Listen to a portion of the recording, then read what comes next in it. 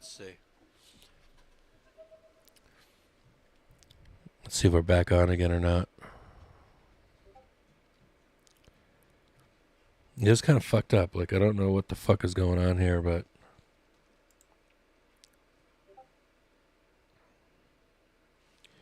Do I want to restore pages? I do want to restore pages. Not those pages. You're listening to Trade the News. That's 24 hours a day. Yep, I still can't hear.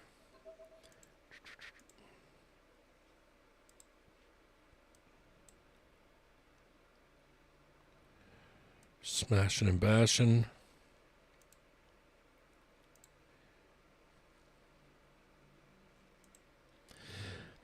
Yeah, I'm still having issues. I'm still having technical fucking difficulties. Still. My last chance is going to be a new power supply. Winky was saying earlier that he had to take his glass case off. So maybe that's what I'll do. Maybe I'll take the glass case off and see if it's just getting too hot in there. Maybe that's why it's turning off. But if it isn't, it's probably the power supply, which is going to fuck me. Not fuck me, but I'm going to have to drop it off and have them put a power supply in for me. So let's see what's going on here. We'll take a quick look. We got a bounce here, right? Bounce here below. Bounce bought right away. We know we have some resistance above here at R2 at 445. You can see this resistance here. Yeah, plus this like whole CVP and COP. Like this is all fucked up. Current order book.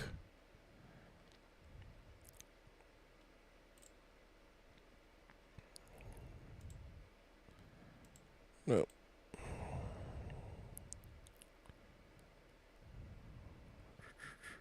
Not time in sales. Got some weirdness going on here, and I don't know why.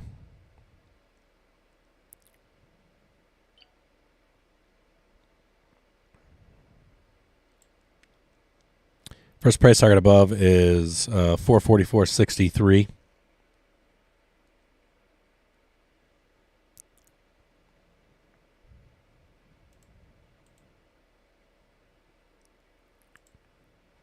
See what current order book. Extended show aggregate. There we go. There we go. That's better. Buyers are in control right now. We are looking for a price target above a 444.70. And then all the way to 446. We'll show that back over here. So right up here, right up in here, this is your first wall here. Second wall is 446 above here, this next blue line.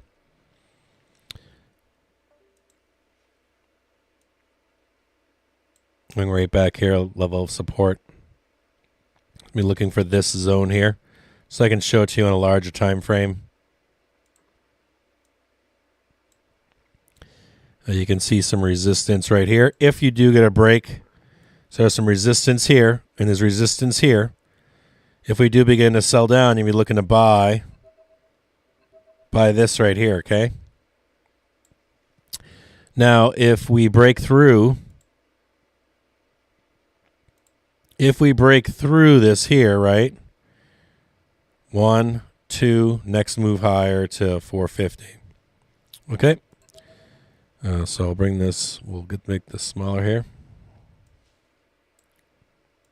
You can already see we're testing. Yeah, buyers just stepping in right now. Here indicator is green or yellow. A little bit of a curling over. Some more put buyers stepping in. Right at 935, some put buyers. I noticed it too.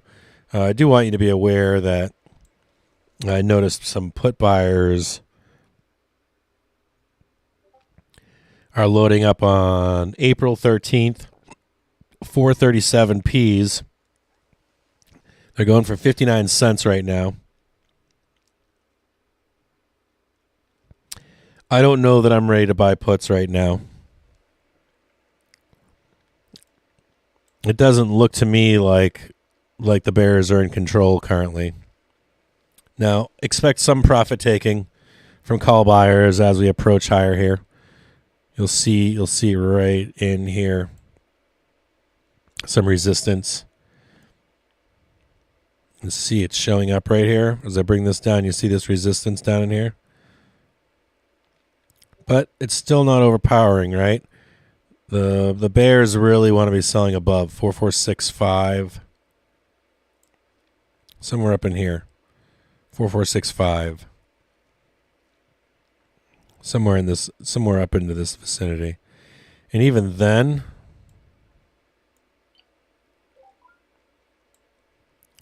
there's 450. That's where real sellers are. 452. So yeah, somewhere in there. Line in the sand, 456. So if you want to go real high, 456. So we'll take a look at that again real quick.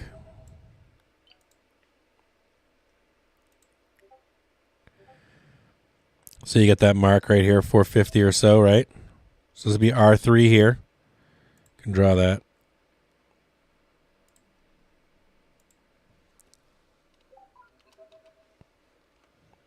R3.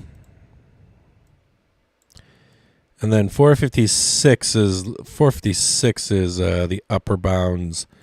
So if you had like a sell the news kind of a thing, you're like, I'm out of here.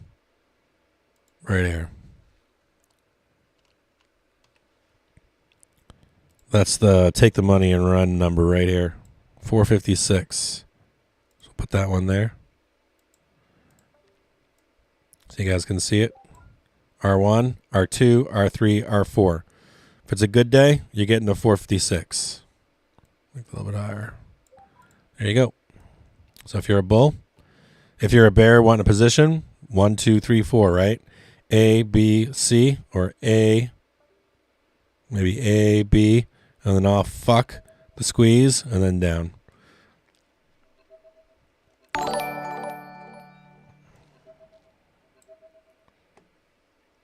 Oh yeah, baby, pump it. Pimp it, baby. Winky.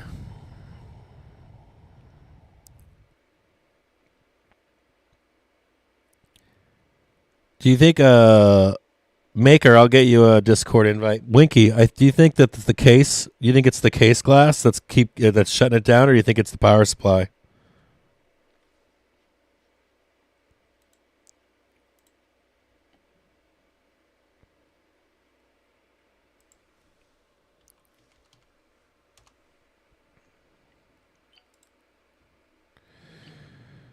Do I think that Baba trade is dead?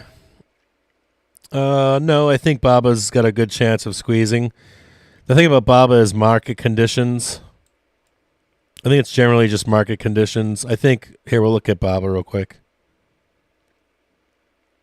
We'll take a look at Baba.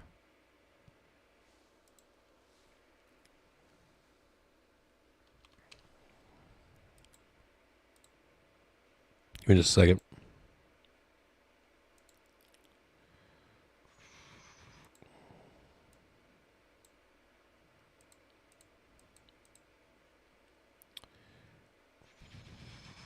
Hold on, give me 1 minute here.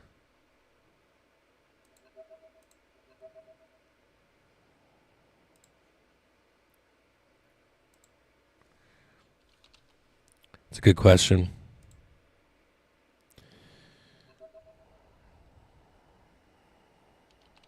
I saw all those K-Web calls coming in too.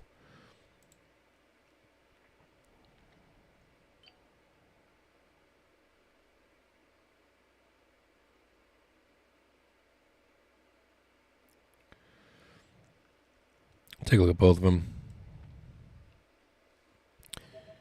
Bring this up for Winkies, my man.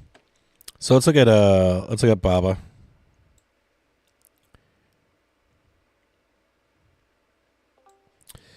And you can see that firm demarcation, right? February 21. Firm demarcation takes part right? But it doesn't take part in the second part. I want to show you this right here. I want you to see this right here. So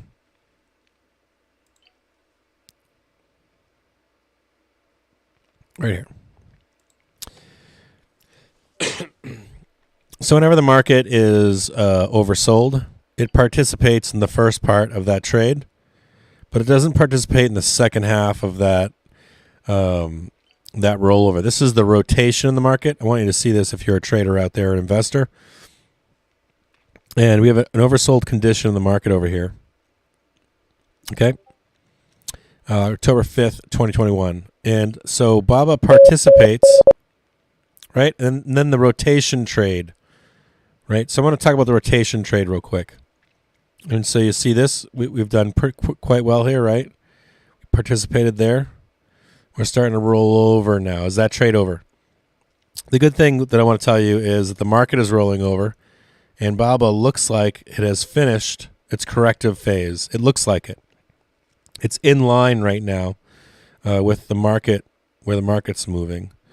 So do I think the BABA trade is over? No, not necessarily. But what I do think is that you wrote right now. We're rotating in to BABA whenever the market breadth is low, and then it's rotated into and out of. So that would mean that you need to take profit every time, especially with it continuing to trade down, right? We're still trading down here. So if I were to look at BABA here, I would think that the trade is over for, give me a second here.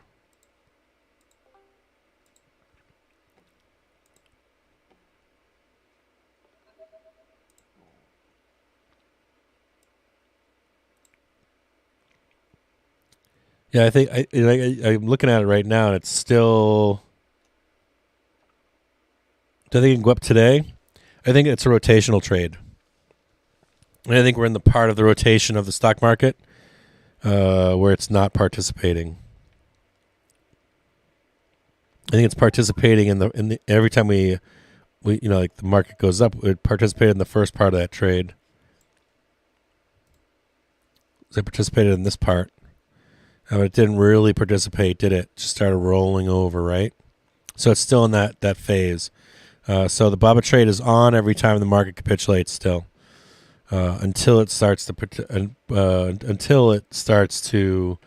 I don't know, will it ever really? I don't know. Maybe it'll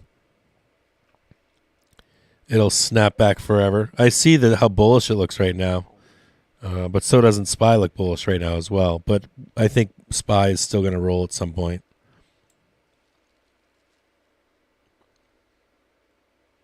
We are fucking cranking, aren't we? Fuck yeah! Did you guys buy that close yesterday? Did you guys sell those puts yesterday at the close and buy some fucking calls? No worries, Wink.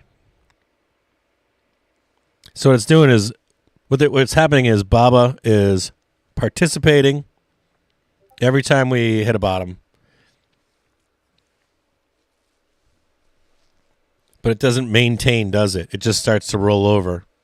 So I guess you would say buy BABA and then during the rotation trade, after the initial oversold trade, once we get into the rotation trade, you're going to switch to a news-driven trade for BABA. So if you are long here, right, take the money and run. Talked about this, right? 446. Take the money and run. We'll come back here again. Take the money and run.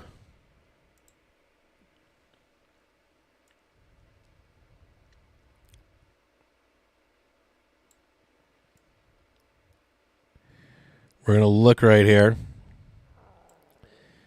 There's a little bit of sellers stepping in right up here. 44650 we talked about. A little blue line that we showed.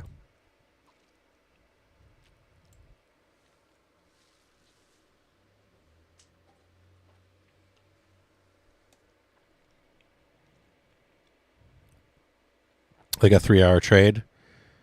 If you wanted to do a BABA trade today, I would say wait for...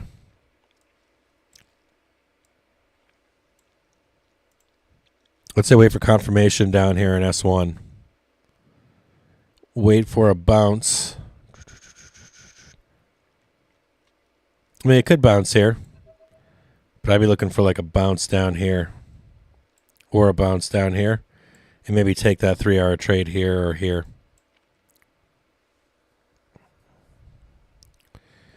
But I see your point. But Baba's not really participating at the moment, is it?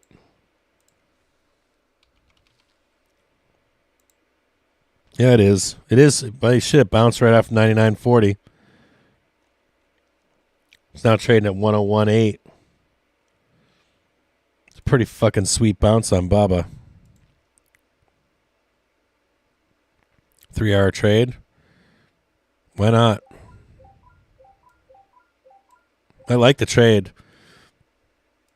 I mean, look at that. 1, 2. How many days is it down?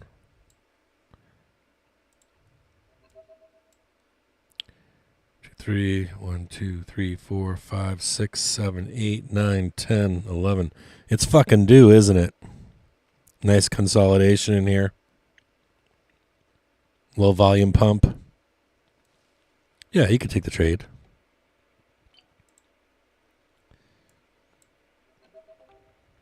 I mean, the fucking bulls are buying calls like a madman today. Bulls are balls deep in NVIDIA too. Don't close it. Don't fucking close it. Oh, you're already up 60%? That's not a bad day, 60%. Let's look at Bob real quick before you close it.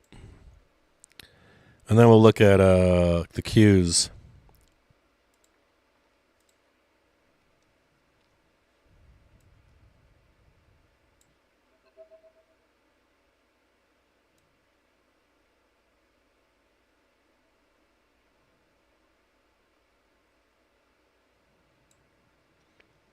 Yeah, sellers are going to get crushed here.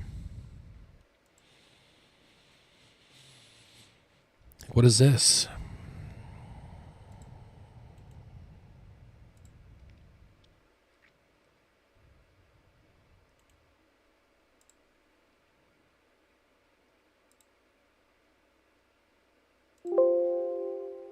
Why do I have to do this every time? I don't know why. I don't know what the fuck is going on with it.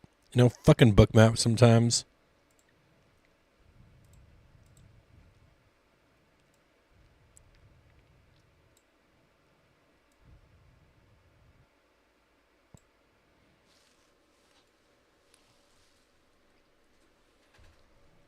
Now, buyers are certainly in charge right now with there's more sellers just at this moment right here.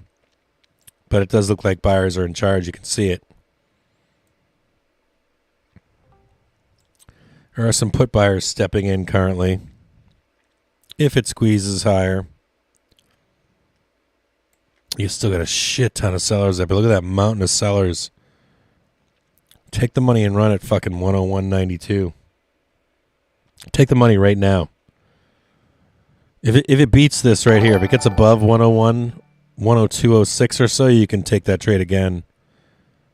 But I mean, you get a fucking mountain of sellers until 104.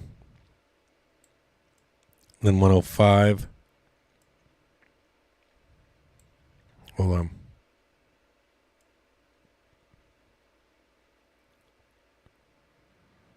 Could get a good squeeze off this trade right here, too. 104 and 105 is price target on it. 104, 105. You need a nice squeeze right here. Take the money, though. There's no reason not to. Look at that fucking wall of sellers hiding up there at 102. It's fucking monstrous. I'm not saying it won't squeeze. I'm just saying take the money and run. Get back in on the trade if it trades higher than 102. Take the money and run.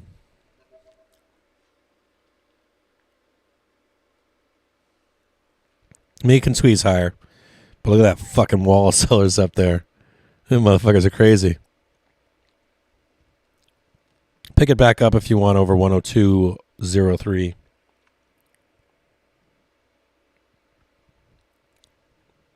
We'll check back in on it. Be aware of SPY above here.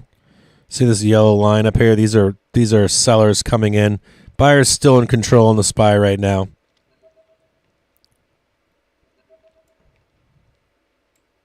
Be warned, bears, that if we get above 447.40, we're going to squeeze the shit out of the SPY. This looks like a place to take some money off the table. Wait for the next, even for the market. Take some money, let it breathe.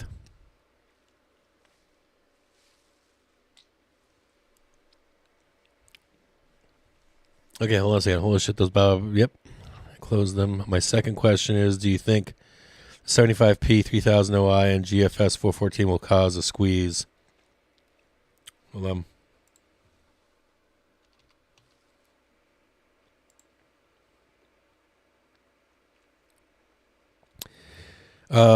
Let me look.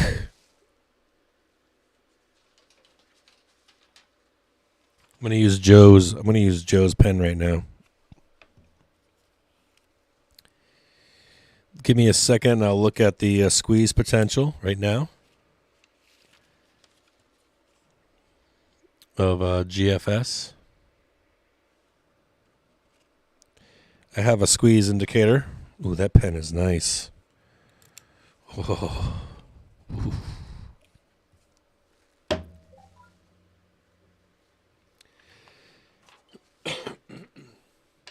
Give me a second. I'm going to look at squeeze potential of GFS, okay?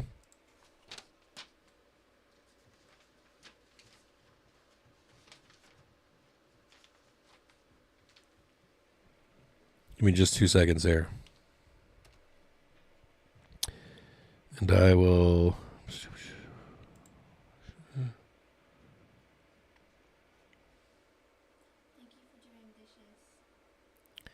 You're welcome.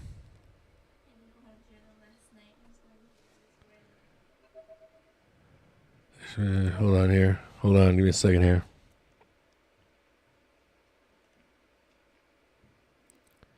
What the fuck is going on here?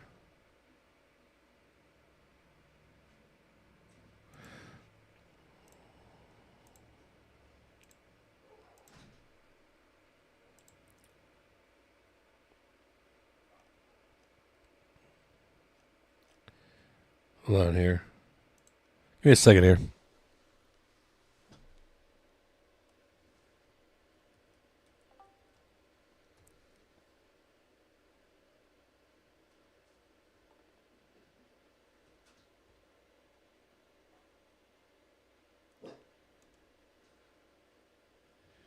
It's so bizarre.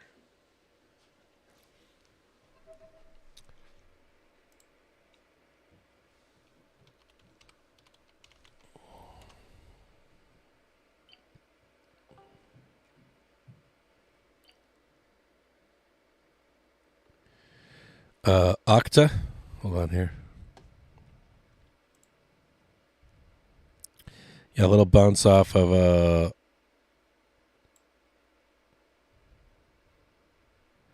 got some wonky shit going on here. I don't know what the fuck is going on. Oh, there it is. Easy there.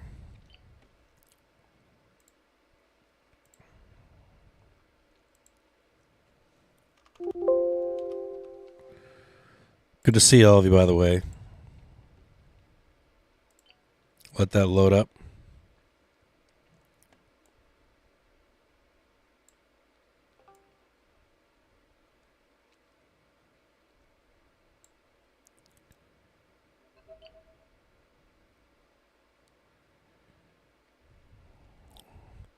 Just be careful up here if you're a bull and SPY, okay?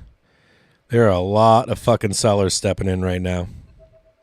A shit ton of sellers stepping in right now in the SPY. Take your money and run. Why am I not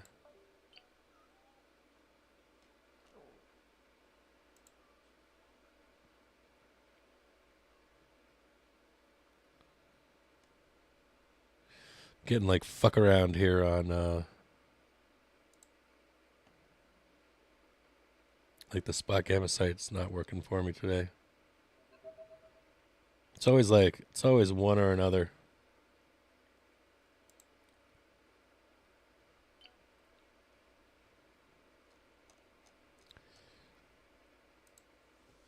Give me a second here.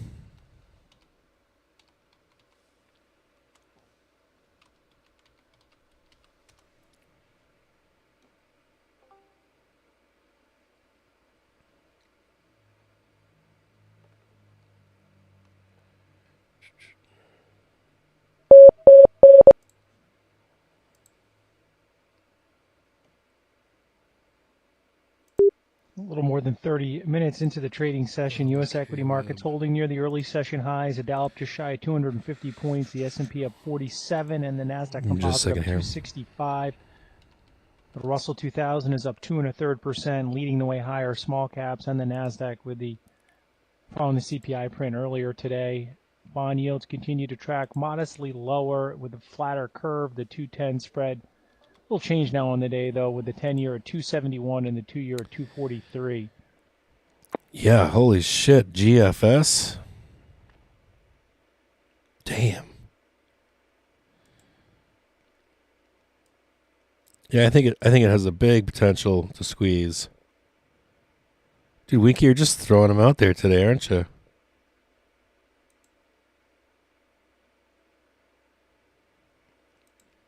My God, Winky. Do I think it does? Yes. I don't think that it's today. I think it's going to take 3 days maybe. I would wait for I would monitor it closely. And I would say to you that later on today I'll look at the options expiring on it. Let me take a look.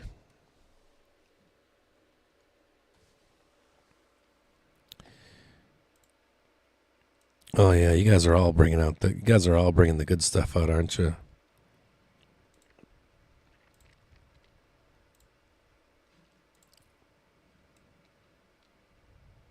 Look at that, more buyers than sellers. No fucking clue what's going on with this.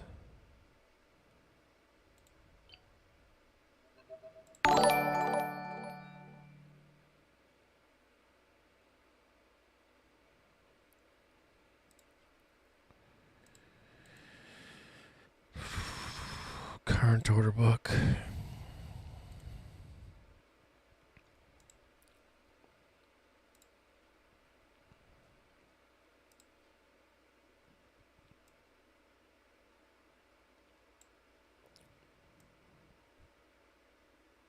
No hair indicator on it.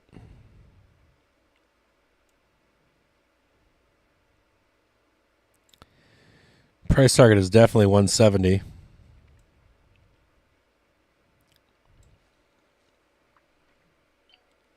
GFS, man. I gotta look at that one more closely. I'm gonna take a look at the book on it.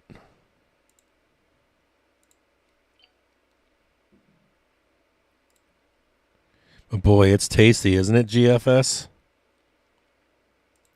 GFS is tasty. And Octa, man. You guys are just banging out some killers right here. This is a great rotation trade in Octa.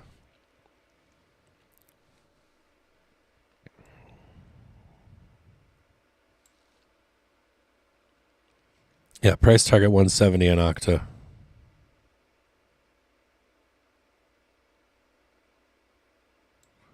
$50 to 110. Yeah, 170 on Octa. That's another good trade right there, too. God damn, those are two good trades. Love those trades. Look for a bounce on the SPY here at 443.50. It got pretty close. Dip buyers stepping in right here. 26,000 calls. 65, 340, 38. Still a little negative on the hero indicator. That's a nice bounce for the SPY.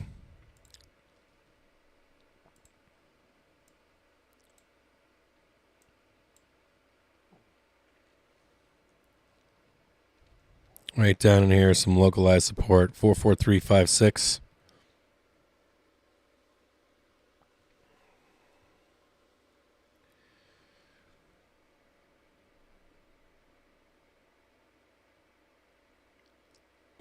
Yeah, AMD is what the first day trading stock that ever day traded. Or not day traded.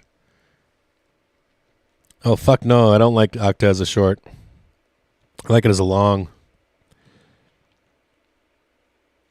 AMD was like the first stock. Well, I think it was the first stock I ever did monthlies on. Like 1 to 3 month calls. And they had like a printing machine. Let's see what's going on with SPY here. Still fucking monster fucking sellers above here. Look at these motherfuckers up here at 450 now. They're backed off. The sellers have backed off a little bit to 450.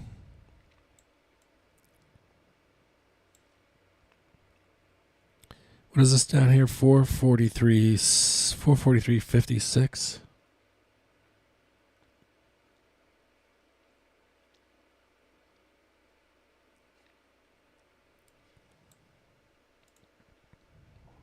So they're looking for something like this.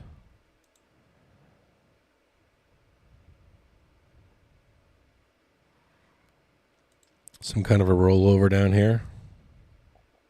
Another slingshot higher. I don't know. We'll see. I'm going to look for this, though, for a trade. Consolidation, maybe. Something like this. I don't know if I doubt that. Maybe some capitulation and like this. Possible. Keep that on your radar. I think it just keeps going up, but the book is saying something different. The book map's saying real buyers are down here waiting. Keep an eye on the SPY for a nice day trade.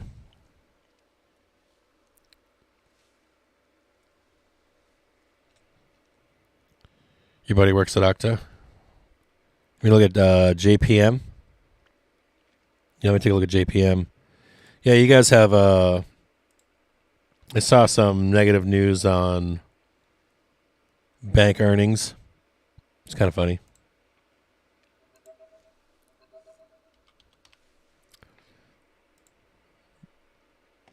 Nice bounce on JPM, 131.61 to 135.58.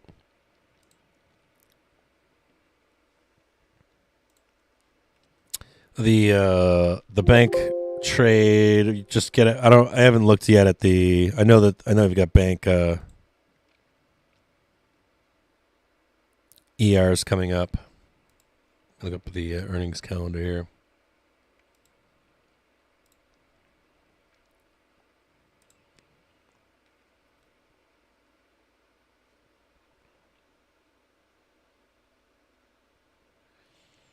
So JPM is Wednesday before the open. Do I have that right?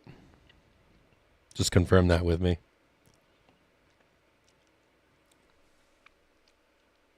So we got JPM, Delta, BlackRock, Bed Bath & Beyond, BBB, First Republic.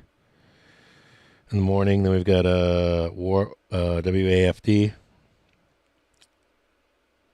You got Wells Fargo on Thursday and Goldman GS, Morgan Stanley.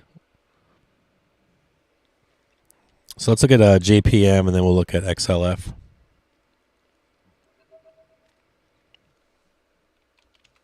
I like the idea. I don't like the idea of like why bother with JP? Oh, like why line up all the banks and figure out which one fucked up or not? I think JPM's done well. I might miss this trade.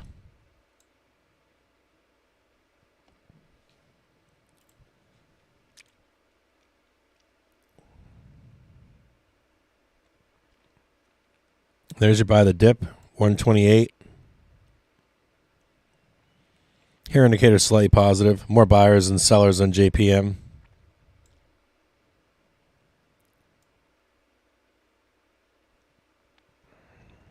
But you can see the buyers are down below here. So if you're in at 127,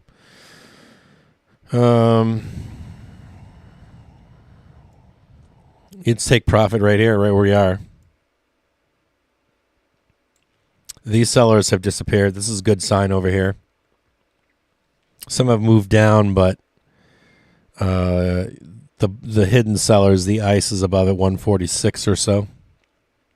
I never like holding bank stocks into their ERs because, of course, unless you're holding the actual physical underlying share, because they tend to like rip. Sometimes they rip into the next day, but I don't ever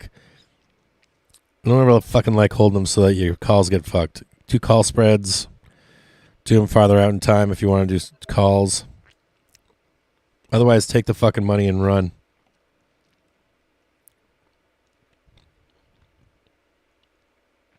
You probably get a sell-off at some point today. 2 o'clock in the afternoon, 3:45 in the afternoon.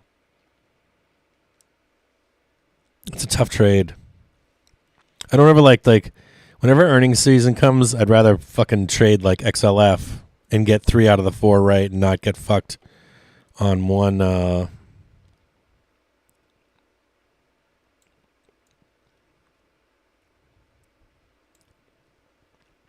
mean, look at those sellers. They're just lining up.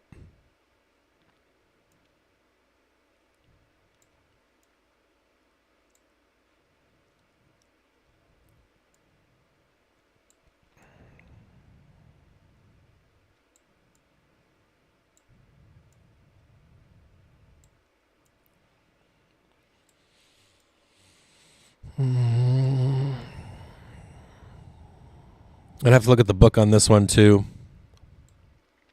Real sellers are at 38.49.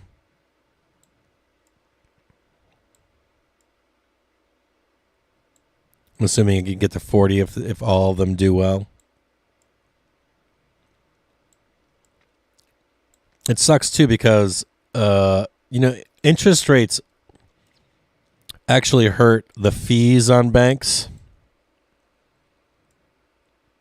Believe it or not, banks like lower rates when it comes to mortgages. They make less in fees. We're up to almost 5% right now in mortgages. It's a tough call in this ER. I'd say take the money and fucking run.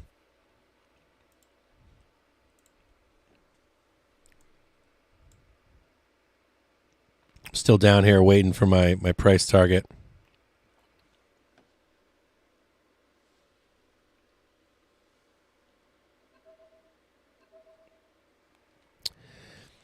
Yeah, I think the trade in financials is over. I mean, it's not that you can't fucking beat it. It's that, like, why line up 6 banks and shoot one of them and say, I hope the fuck this prints.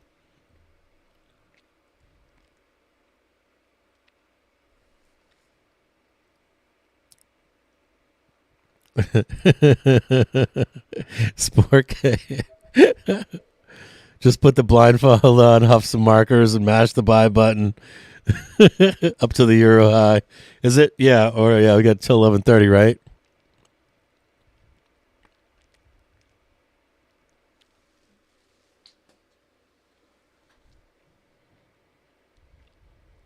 Good morning, security is a trap.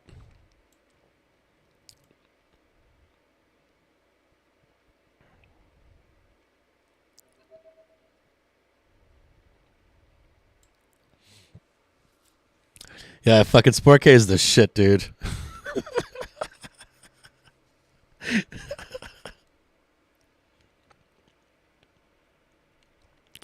Yeah, the fucking... And you know what the other thing, too, is... Here we go. There's some selling going on. Yeah, get down there. Get down there, motherfucker. Get down there, you dirty fucking bastard. Come to me. Let's look back over here when I was writing over here. My fucking scribbles. A little blue line I put over here, and I was like, come on down here to me. The Ukraine war, this is a multi-year problem.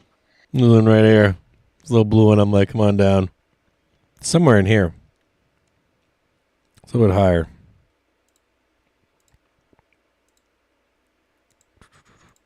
It's like right there. See if it catches a bump. 1, 2, 3, boom.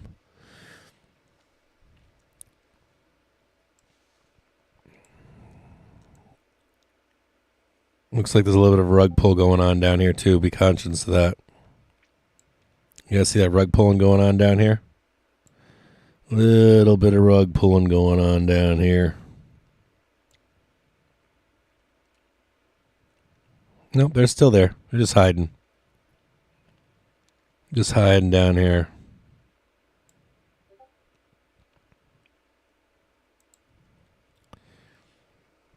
Just looking for a better price.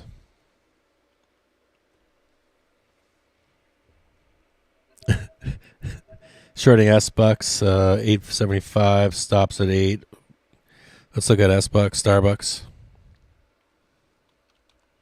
Yeah, I'm not down with this whole fucking trade that Jim Cramer's trying to put on. He can get fucked. Fucking CNBC can get fucking straight fucked. Shit's retarded. Like, fucking full-on retarded. Like, coming out, he's like, buy this. No, go buy this. I'm like, he's fucking being fed lines off the teleprompter from a fucking bank. Fucking Dan Niles in the background telling him what to buy. Or what they're telling him to tell you what to buy. I realized that fucking Vanguard fund did really well in January. I realized over like a month or two or something. Why fucking bother? Like, why get trapped in a trade on those fucking stocks? They pull the rug on you. You've got nothing to go on. That's the one thing about those trades, too, is like, you buy like fucking Sam Adams, then it drops fucking 80%. Like, it's tough to fucking, it's tough to buy. Like, I don't know. There's more information available for me to buy. Just go buy fucking Tesla every time it fucking bottoms out than it is for me to go buy Vanguard fucking value ETF one time in the past 10 years. Not one time, best 10 years. I shouldn't say that, but.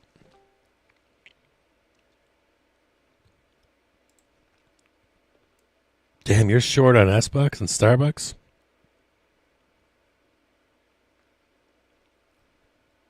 I don't know. I can see it. Look at a larger time frame here. I see your point. I see why you want to short it. The only thing I would say on shorting the Starbucks trade,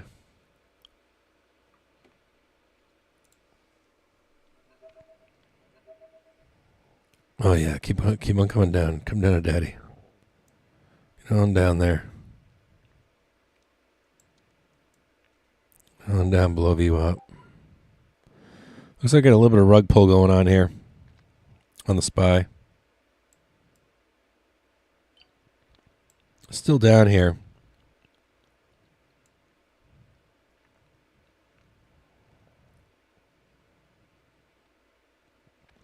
Let's see if that 443.40 holds up.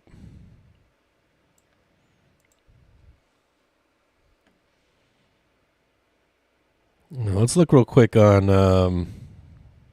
443.40 is the price target on the SPY. Look at Starbucks. It's not that you can't make money on Starbucks. It's that there's a couple things going on with it. You can get trapped at some point.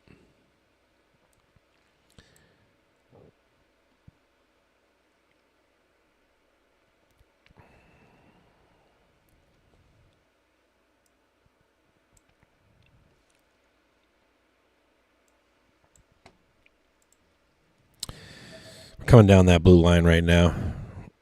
Let's see if it rides this whole line straight down. We got a capitulation move. I'll try to buy that. Try to buy. If there's like, it might not. It could be. You know how this goes, right?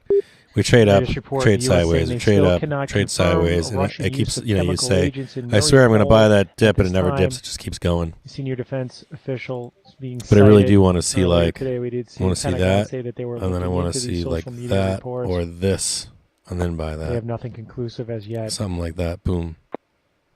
Is what I want to see. I Colombian want to see like that deeper Chilean pullback. Finance Minister Marcel just But that's reiterating greed that right the there. Chilean government still opposes If you a just fifth bullish on the pension day, withdrawal then bill. if you just Yesterday bullish on the indicates day, how it then would likely add to you won't even inflation get that. for It just Chile. it does this till like 2 in the afternoon, and then you just keep missing it. So we'll see. See what SPY shows up. Now we're gonna get Starbucks real quick as a short on Star. One of my guys has a short on Starbucks. So what do we want to know about Starbucks? It's March 2020 down here, right? What would bring Starbucks back into line? Let's call it right there. We're already at $80. This is a corrective move here, right? So you're at least looking for, we have that one correction move there. Let's say we have this one here. Let's just, hold on here. Let's just say it's this. I mean, in all honesty, this is my buy zone down here. You can already see that it was bought up down at 78. Traded higher, right? I'd be bullish here. I'm not saying it's going to trade lower, but it isn't going to have a capitulation move. I like the capitulation move. Wait a minute.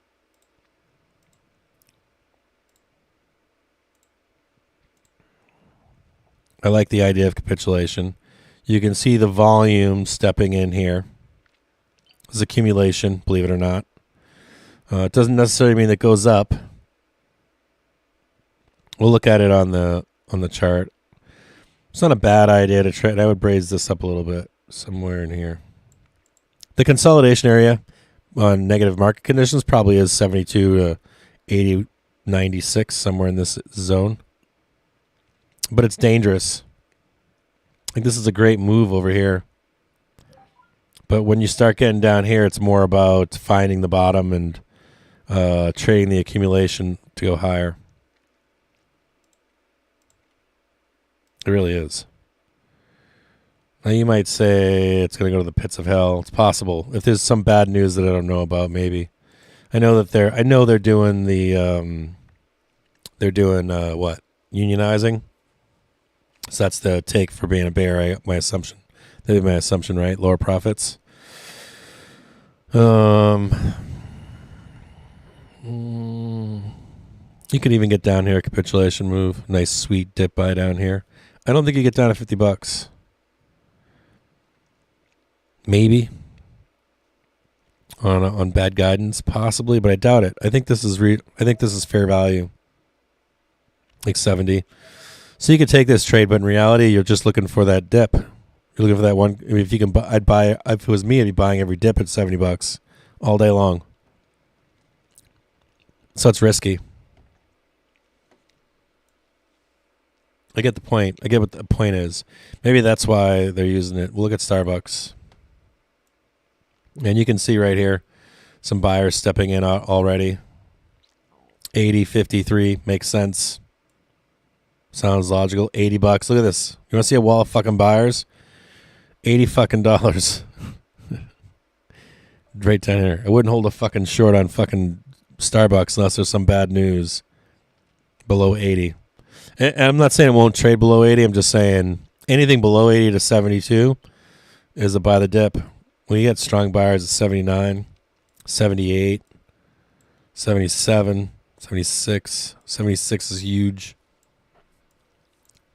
And you can see right here, 74, that this is just standing fucking limit orders, ready to buy the fuck out of it at 74. Yeah, $71. 70, dude, all day long. So it's dangerous. I'm not saying you can't take the short. I'm just saying if maybe they use unionization as an excuse to dump it down there. Look at that. That's a serious fucking level right there at $80. 6% now, just below $100. 75, 76, we're talking about that one. That's a serious level too. The 70 doesn't even show up. If you're gonna take if you still believe in that short all day long, maybe don't hold it past 75.21 or take some money and run at that point. That's a tough one, dude. You see the accumulation going on down here is big, and it makes sense. I would say that it's ending its corrective phase at some point, even if the news is shitty out there. You can take it. It might still go down. See if these buyers are stepping in. This is that spot. You can see this line right here. See if the bulls can maintain control. Next stop, 44260.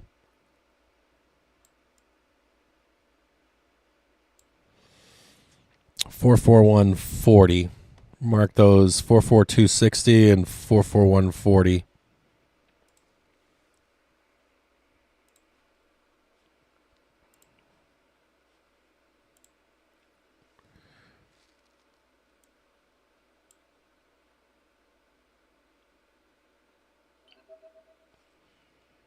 You know, you don't have to necessarily mark them, but so you're looking for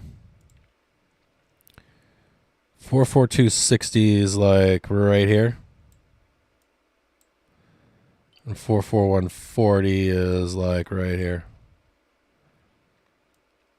That's really the dip that I want. If I get that fucking dip down there, I'd be stoked.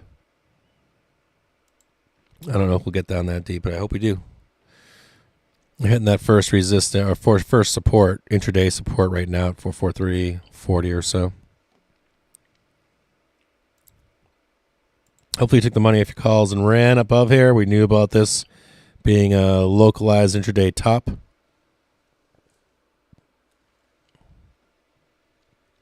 We have, if you had an ABC trade, this is A.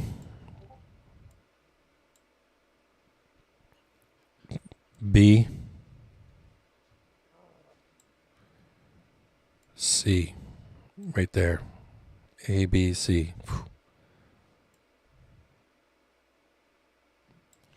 If this breaks right here, fucking cut your losses right here. Cut them.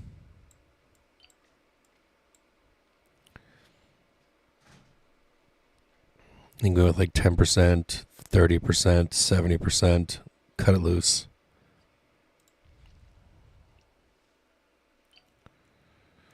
I missed all you guys out there, by the way. Hope my fucking stream doesn't go down. Can you guys hear Trade the News? Because I can't hear a fucking thing. Give you guys an update. You know, it's weird. I don't have any market news either. 9:30 was the last market news that I had. You're listening to Trade the News. Market internals update at 10:30 a.m. New York Stock Exchange volume, 182 million shares, 2% above its 3-month average. Advancers lead decliners, 5.4 to 1. So lots of advancers today. NASDAQ volume, 1.3 billion shares, 15% above its 3-month average. Advancers lead decliners, 3.2 to 1. VIX index down 7% at 2260. I want to talk about the VXX too at some point today. There's a bunch of, I said something earlier this morning, I don't know if you guys paying attention to that there was a,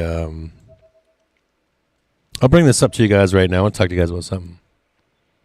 See if we can get a nice hold right here, a nice buy. Still lots of sellers stepping in right above him. I'm still waiting. I haven't bought this dip here. I'm waiting to see.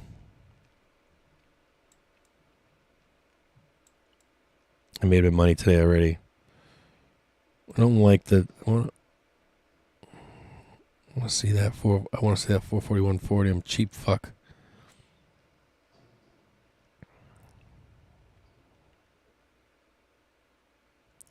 See if this holds right here. 442.50 is right down there. Looks like they're stepping up right here. Here, indicator's starting to turn green a little bit. I gotta change these colors at some point. Right there, starting to curl up a little bit. First buyer stepping in. Ukrainian presidential advisor I'm going to bring something up for you guys. Podolyak asked about Putin's comments earlier today that talks are at a dead end. It says that negotiations are continuing.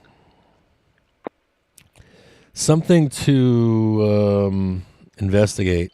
Haven't had the time to do it, but it piqued my interest a few days ago. Nobody's talking about it. Where is that fucking... I swore...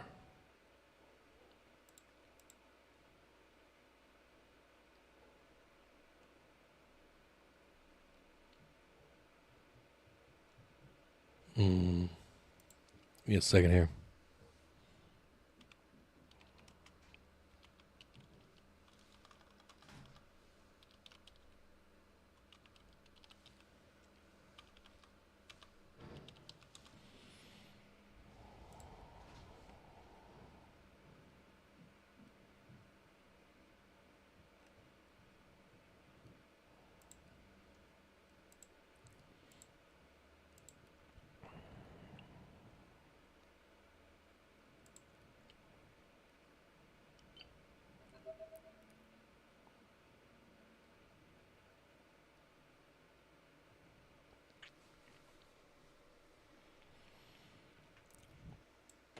I want to show you guys this. I haven't even looked to see if anybody's commented since then. But it always interests me because you don't end up seeing... Now, see? I don't think anybody commented on this article. This article kind of just passed by everybody. Usually end up seeing a bunch of comments. I didn't see any comments in this article. I saw it somewhere else, maybe. Charles Barclay's VIX note sees $125 million mystery outflows in the VIX. Illogical outflows. There's a neat part about this article. Ever since Barclay has halted sales and issuance of stock volatility product last month, it's traded at a larger premium to underlying as due to sudden lack of supply. That's not the key part. But unexpectedly, the exchange trade. Maybe one of you guys can ask this guy out on Twitter. I'm friends with him on Twitter. He'll talk to you. But unexpectedly, exchange traded note known as the VIX. $100 share. The 125 the latest twist for a once popular trade plunged chaos plundered UK bank managed multi-billion-dollar structure no business. Head scratcher volatility fresh data from Tuesday appeared to show a trader right here. Appeared to show a trader or a cohort of traders cashed out of their iPath series S&P 500 VIX short-term futures ETN by some $23 million 1 of 3 days of withdrawals in the past 2 weeks.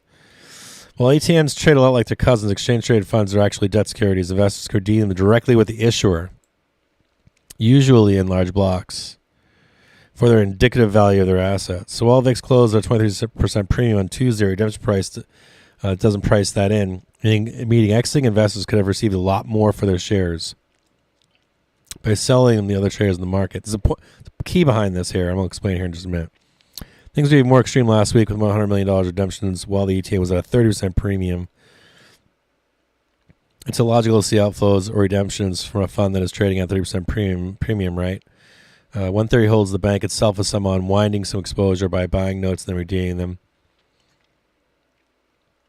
It's possible that the redemptions from Barclays helping investor exit a position or a short. The bank took a hit as a good way to show goodwill. This key right here.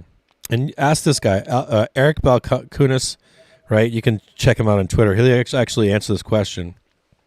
But Eric's answer was weird on this. And nobody commented on this article. I didn't see anybody. Spokesman for Barclays declined to comment on what's behind the exits. VIX was used heavily by short sellers that had a thriving options market, meaning there's still demand for securities. However, volumes dropped dramatically, which persuaded some holders it's easier to exit altogether rather than attempt to sell into thin trading on the open market. Right here. Or they may have bought at a lower level, making a redemption at current asset value less painful. Whatever the cause, it's the latest sign of market efficiency in a series of unexplained events surrounding the bank's note business. And the reason that this fascinates me mostly is because right here, No, not that part. Right here. Barclays helping an investor exit a position or a short. The bank took the hit as a way to show goodwill. These banks have to do business with each other. They don't have to. Sometimes they fuck each other over down the road, but they never get to do business again once they do. This is why you see banks trade so low these days, is because they fucked people over back in 07 and 08. And typically they won't do that. They'll help out someone in this position unfuck themselves so they don't go bankrupt. It piqued my interest, and I haven't had a chance to ask Eric about it openly on Twitter. I don't know if he's brought it up or not on Twitter, but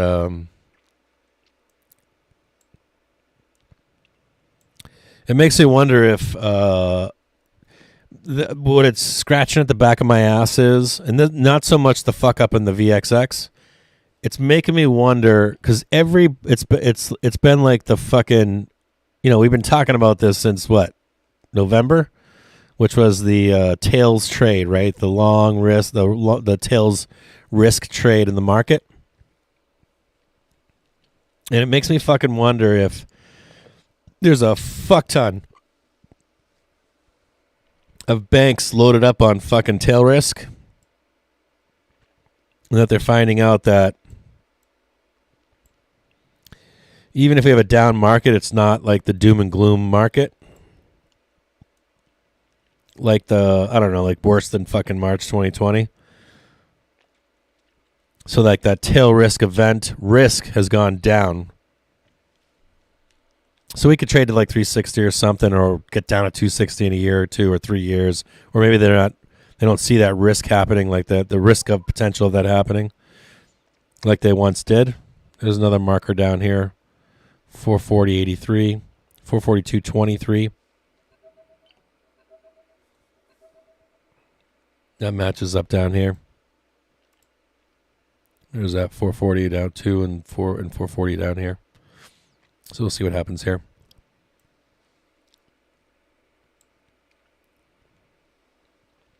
I guess my only question behind it is, my point being is that if all these fucks are long the VIX or VXX for another event, like a real tail risk event, and all them models are telling them it's not going to happen, then you got Barclays. I know you had the big fuck up in the UK or whatever, but we talked about that before it actually happened, the day of it, right? Before it happened, I think anyway. Spot Gammett talked about it before it happened publicly. But the point being is that banks will help each other out when they can. If they can't, they can't. But if they can, they will. And the fact that they were helping a client out or a bank out, probably like a GS or a probably not GS or JPM. They typically do collars and shit. They don't do I forget what you call those trades, but or like not the kind of trade, but the unusual trades to protect themselves in the market. They don't do as much of it as like a large hedge fund would do. Not an investment bank. They're like big and clunky. An exotic trade. But if you've got hedge funds that trade exotic trades and they could blow one of them up, and Barclays is trying to unfuck them from that trade, might be because really large tail risk event, like like we hit like 360 today or tomorrow or something, the risk of that tail risk happening has gone down. I didn't see anybody talking about it anywhere. When that article first came out somewhere else, I didn't see any comments in the comment section. I saw nobody commenting on it, and I just thought it was neat because you don't really hear too often a comment like, "Hey, there," one bank helping another one out behind the scenes, hush hush. Unusual exchanging their holdings direct to the ETN.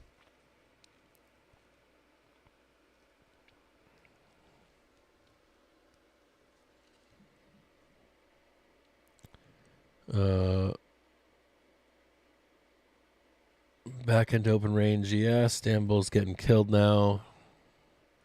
Yeah, he's a great dude. I like him a lot. But I want to pry him on it. I want to like poke at him and be like, hey, man.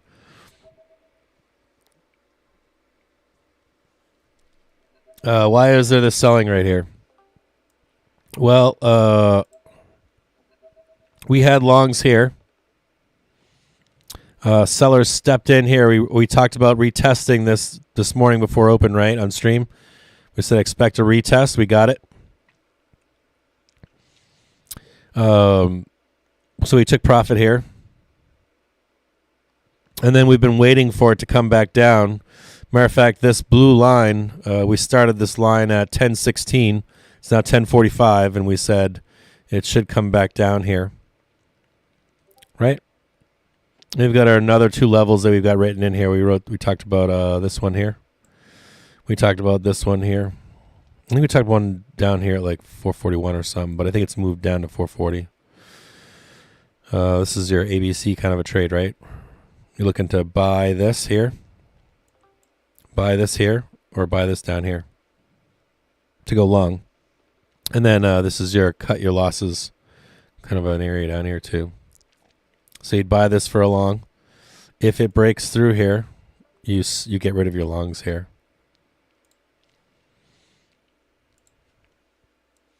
So we've just been waiting for the trade. So now we're looking here. Here indicator call buyers are stepping in. We can already see that. Call buyers are starting to step in. We can see the curve down below here. The call buyers are making their first entries. Session highs back above $100, 173 up $6.40. We can see there's still lots of sellers above. Gas up 1%. Formulated gasoline. Bears trying to get good positioning. Posting near 350. We talked about that, I think, before the start too, which would be. That's a nice little number. See that little band down below here at 441.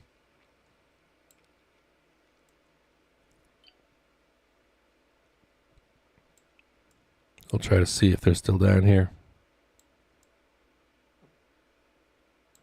Yep. So this is kind of this is where your cut your losses if you're a bull down here, and this is where your dip buying area is. Not seeing any rug pulling yet. Still more sellers above.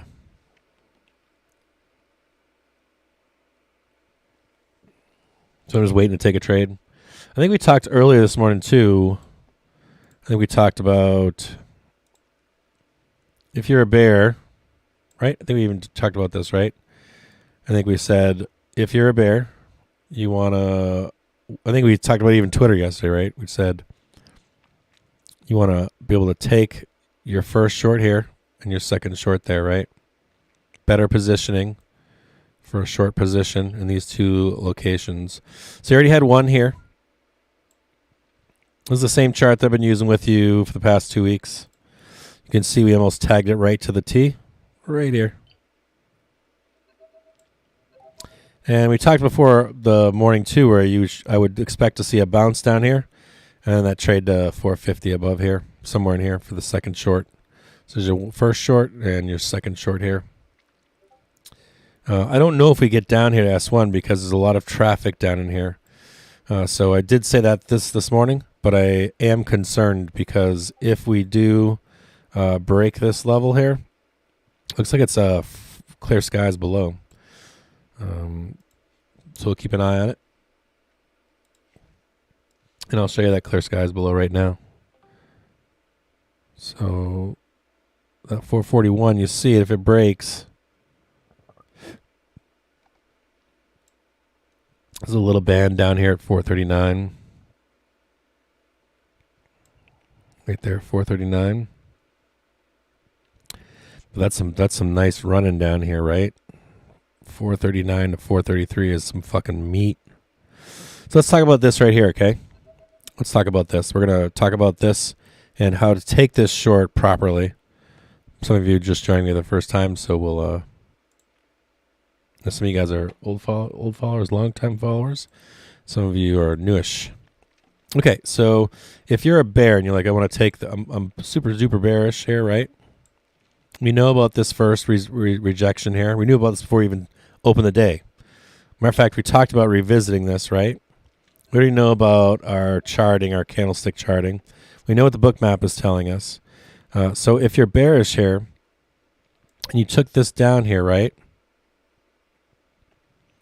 Let's say you want to hold this and say, fuck you, Cap, we're selling it. So you're going to take your money and run here, right? Even if it breaks through. Because what's going to happen is it's going to snap back up and retest this 440. Where the juice is this next move down to that 433. So you want to be taking... you want to take this leg, right? Then you want to let off, and you're going to wait for this to come back up, right?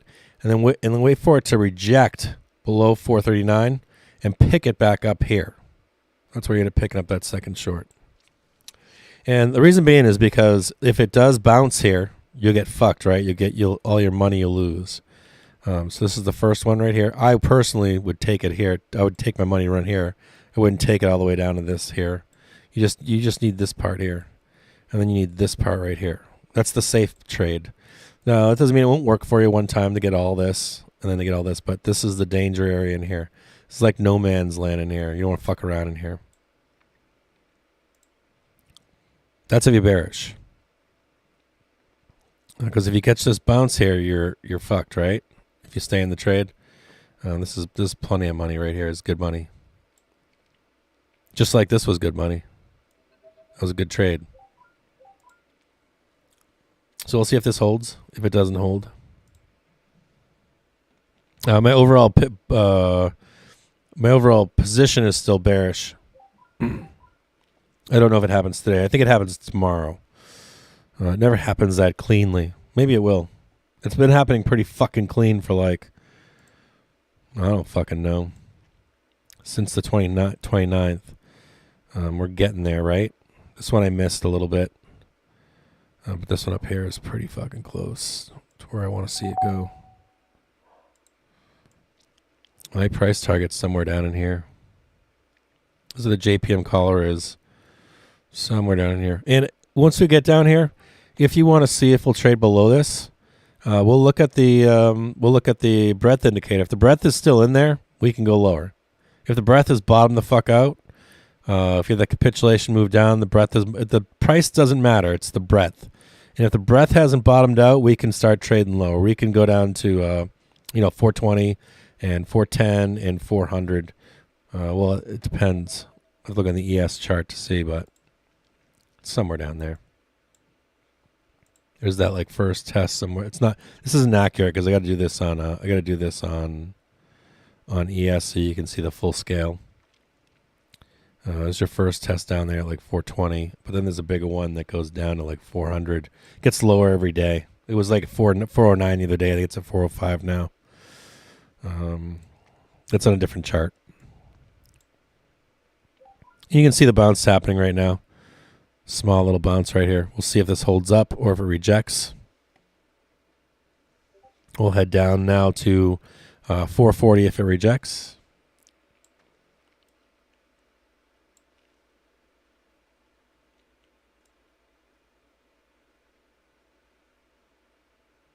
Just below VWAP. This is the end of the bulls down here. Where my cursor is right here. As the goat would say. Follow my cursor. Right down here. 44175. The buyers are stepping in. If they pull the rug, you got hair indicator still turning green. So we'll see if the bulls can hold on to it. And if they can't, it'll be another. We'll sell down to the next level.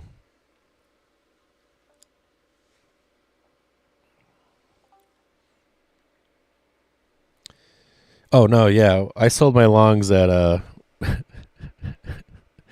I sold my longs right here.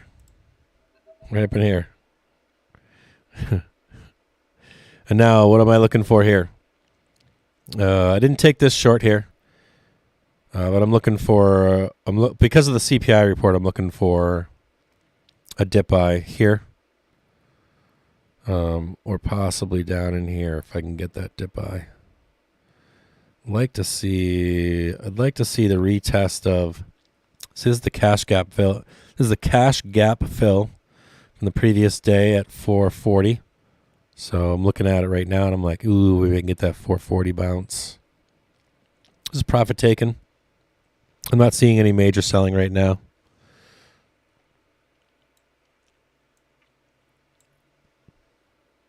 I think there's a bigger short at like 450. I could be wrong on that too, but I think there is.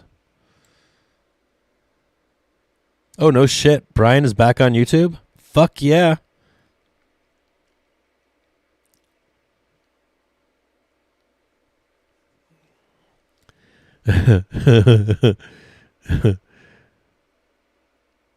Yeah, the valuation on it's like it's basically like how bank trades Shopify, right? It just, or Amazon, but it's for poor people to trade.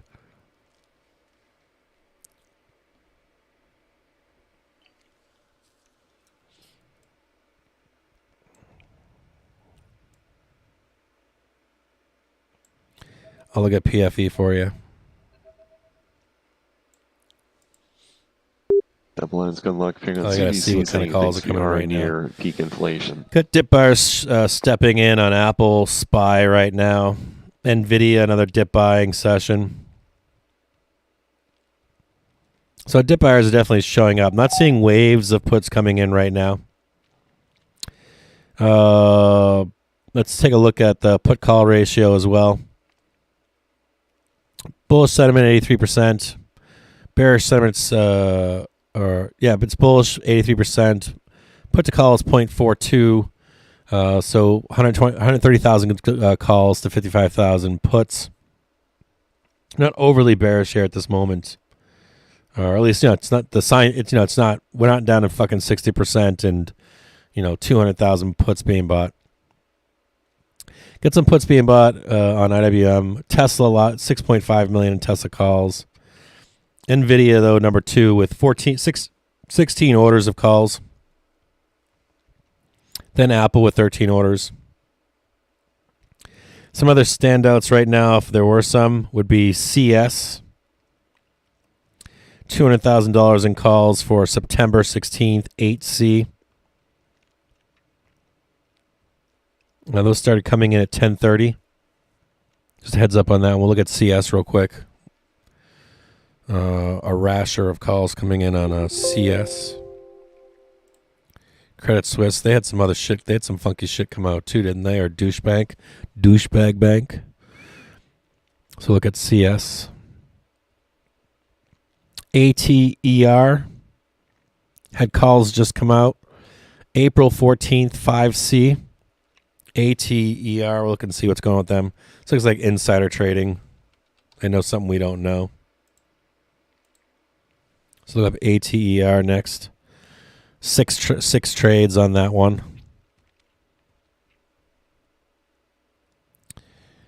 Same usual dip buyers on Tesla. NVIDIA, of course. NVIDIA is turning into fucking Tesla in some ways, right? There's a close companion to it. Or even AMD. Like trader favorites. Like NVIDIA just don't give a fuck.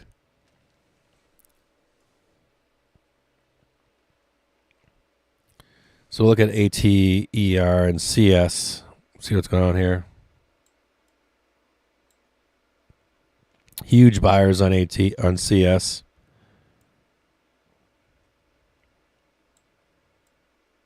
Looks like they're looking for a squeeze.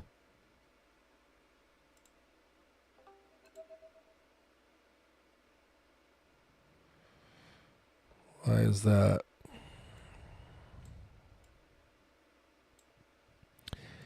$8.10. Real sellers up. $8.70, $9.20. $9.20. Price target, maybe.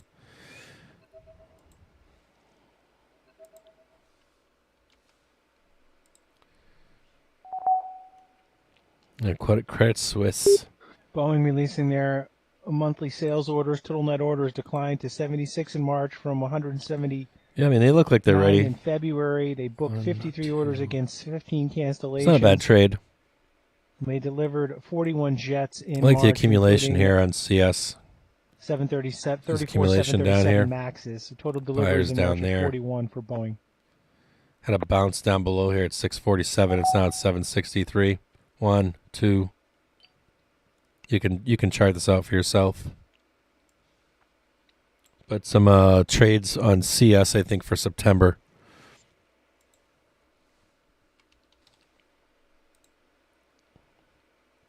Oh, that's juicy right there. Talk about a fucking squeeze play. Look at that. See that volume down there, that ripper? Look at ATR. ATER. Ater. Squeeze, baby. Look at that squeeze. Oh, yeah. Look at Jesus Christ. 40,000 buyers. Fucking sellers. Look at the fucking sellers here. This must be a squeeze play. In progress. It's a squeeze play. Where does it squeeze to?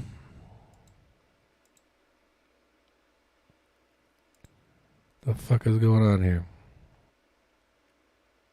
$10? Jesus, $10? If it can get higher than 6, 582, 665. Lots of buyers on ATR. Unusual call flow. Very unusual.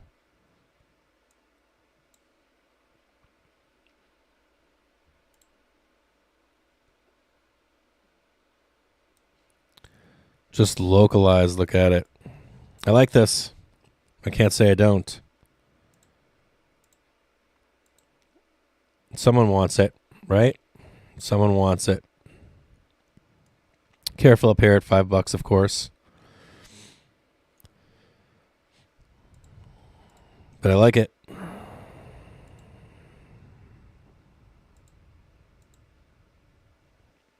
And it's getting lots of call action.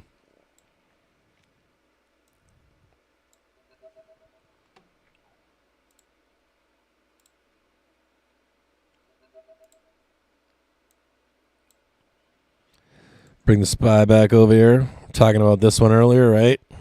1, 2, 3, boom. A little bit of a squeeze play going on here on the SPY. Could trade that for a 5-minute trade.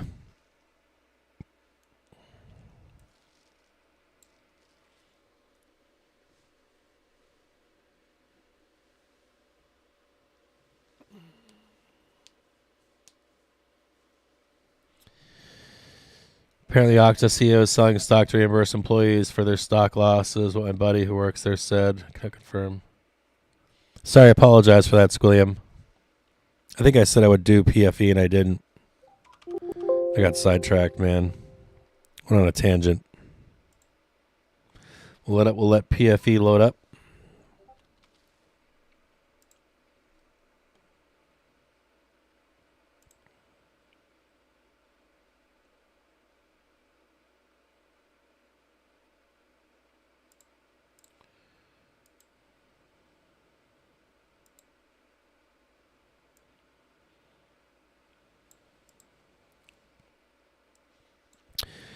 Just off the top on PFE, I like the trade. I just think you got 1, 2, 3, 4. You guess you could call that 5 if you wanted to, but if you were going to raise this up and take that trade, you wanted to have bought it here. We'll be waiting for 53, 51. My one concern here is that you have a higher low right here. You can see that, right? Higher low. If I had to guess, this is a distribution.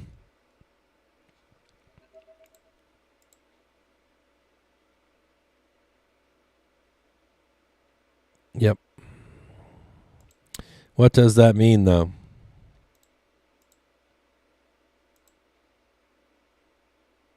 Right there.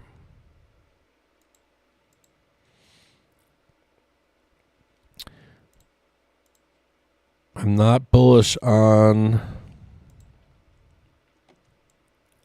PFE.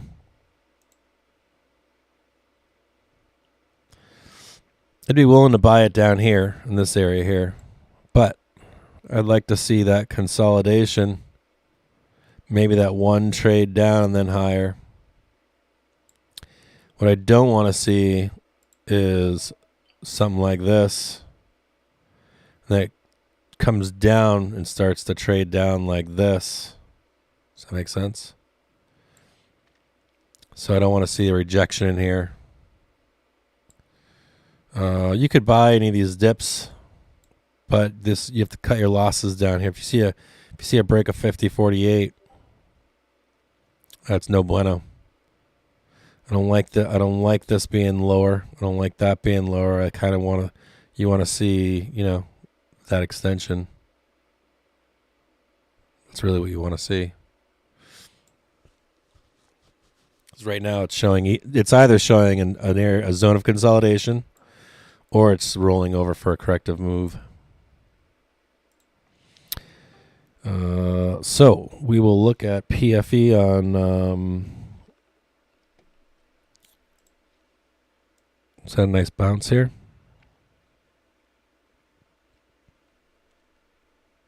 That looks about right. Right. Slightly more sellers than buyers. Intraday, your price target above $60 and then sell it. Let the banks do the work for you to get it higher.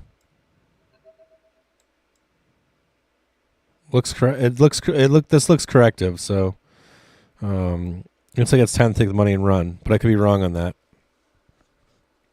I would say sell the rips on 60. Which is even slightly higher, right? So what is that showing you? It's showing you that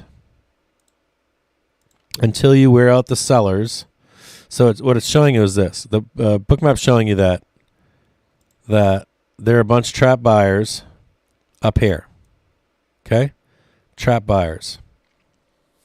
And what they're showing you is that we came back down and we came back up, and these buyers that were stuck up here said, I just want to get out of my fucking trade. I'm sick of being fucking stuck in here, right? First chance I get, I'm going to sell. So the sellers are coming in, and the sellers are now coming down, right?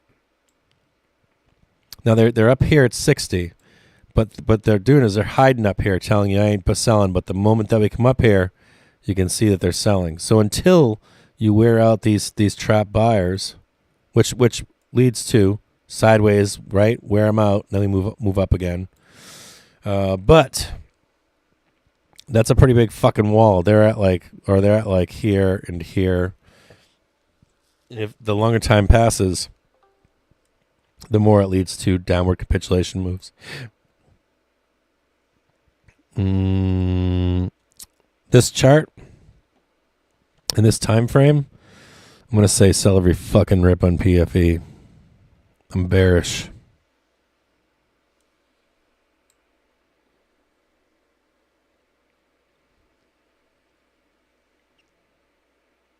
Good to see you, Vishal. Not yet. I haven't done anything yet. I've been trying to do tickers for people that have been requesting tickers. So I haven't done anything yet. I bought, let's come back here. What did I buy? I bought calls here, right here.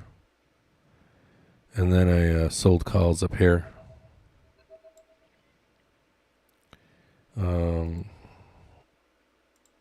Now, I said I'm looking to buy some calls somewhere down in here. Either here. I think I said somewhere down in here. But I'd really like to be honest with you, right where we are right now, I'd like to buy them right down in here. So I haven't done nothing yet. I'm just sitting here fucking around waiting for I'm waiting for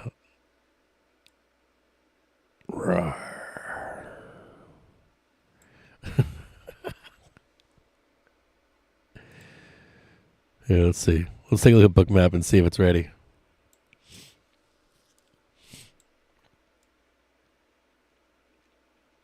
A little bit of rug pulling going on. Yeah, right down here, 441. 442 buyers. Buyers stepping in. Here indicators turning up. Not there yet. I'm close.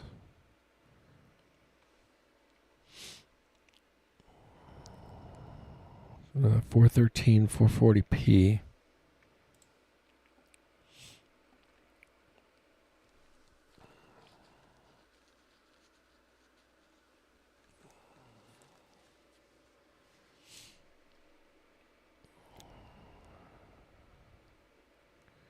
Good job, Crazy Eddie. Good to see you, Vishal, one more time. Okay, Aaron wants me to check FCX and then DAL.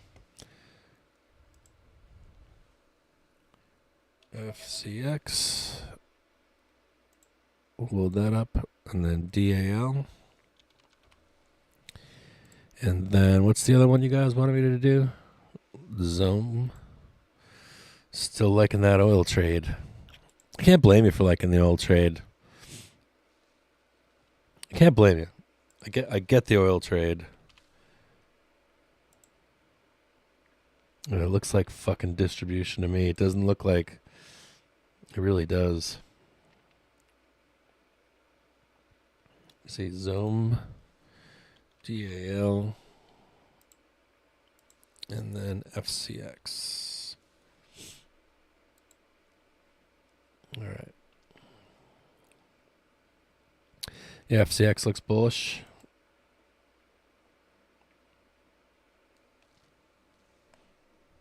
DAL looks somewhat bullish. Yeah.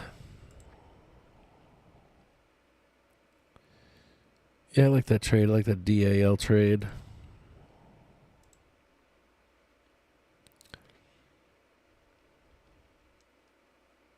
The oil trade, I think, it's not that it's not on. It's that it's, and I like their earnings too, potential. Yeah, XOM looks like it's going to go up. I think it's going to squeeze. It's an ascending triangle. Or it's not an ascending triangle. It's called I forget what it's called. But it's very bullish in its context. I like DAL here too, and I like FCX here. You guys are all throwing out great tickers today. But man, if this market just flips a bitch, of all three of them, I like XOM better. If I had to choose between FCX, DAL, and XOM would be my pick. Only reason is if market conditions flip, FCX and DAL are going to burn. But we'll look at them on more buyers than sellers, more put buyers.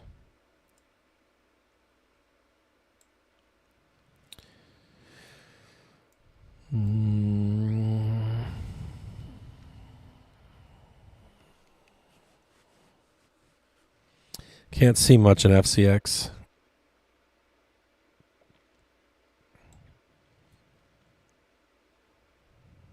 Price target 54.55. And then a squeeze, right? That's not bad. It's actually good. That's a good target, right?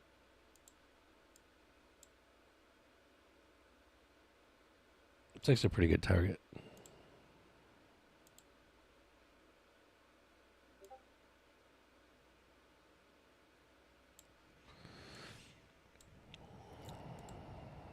That's your target right there.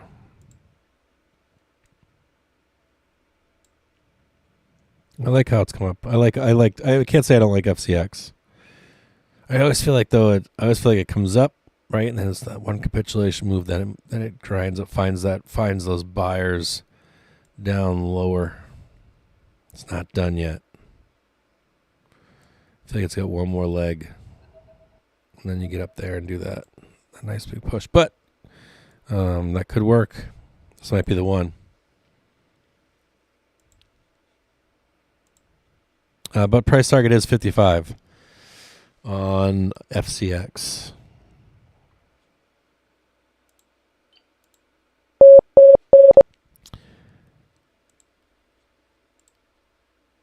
DAL. I love this rotation trade still on. Kind of the same thing here, right? The mayor of Mariupol saying his latest slightly more sellers than buyers. You can. I'm a little bit less bullish on have been killed since the start of the DAL right now. I like the reopening trade. I like gas prices going down. I like the story, the reopen trade. $50 price target on DAL, which makes sense. I'm not going to go any higher. I would expect the trade at $50, and then it's going to have to fight to get up there again. And then you're going to get some trouble to 55, clear skies to 60. Still a huge fucking move for DAL. Maybe you're right. I said that I was least bullish on DAL, but I mean, seriously. We said $50 fucking dollars, right? I mean, that's fucking high as fuck. Or he said 50.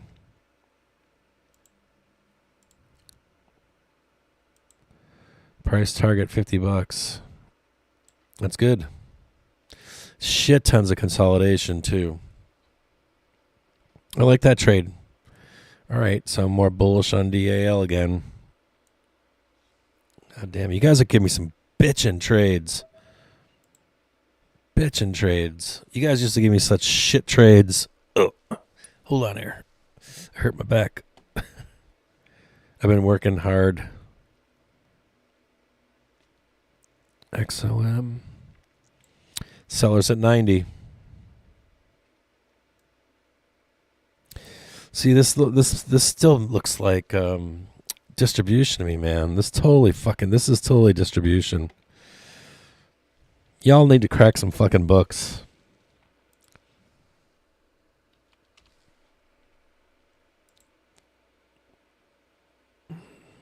Looks like fucking bold-faced lies.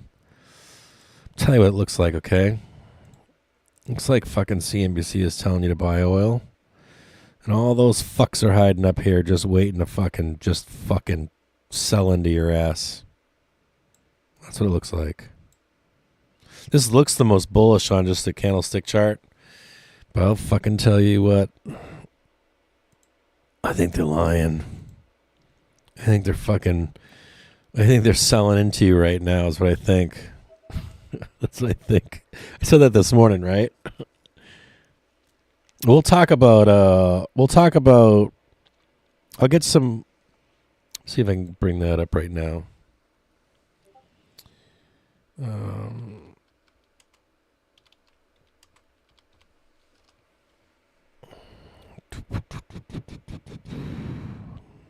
Tight.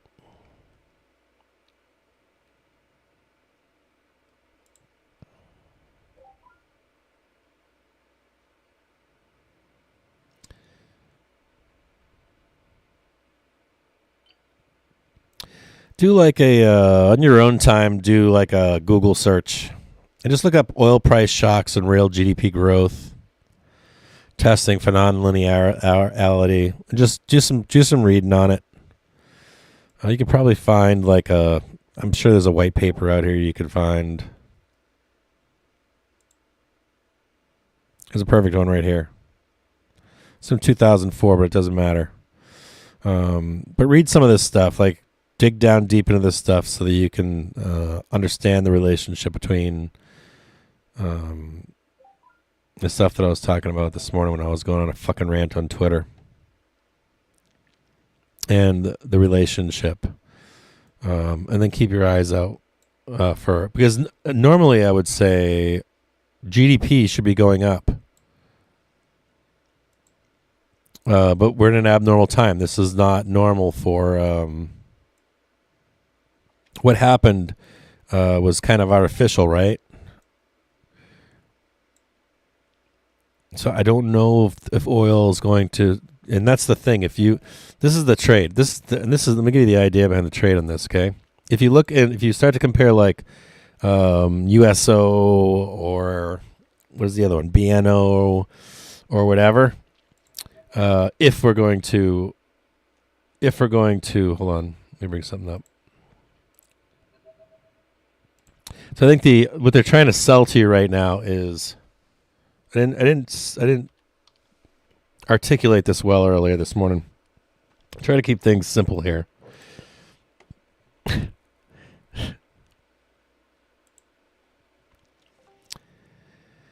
Let me show you the SPY here.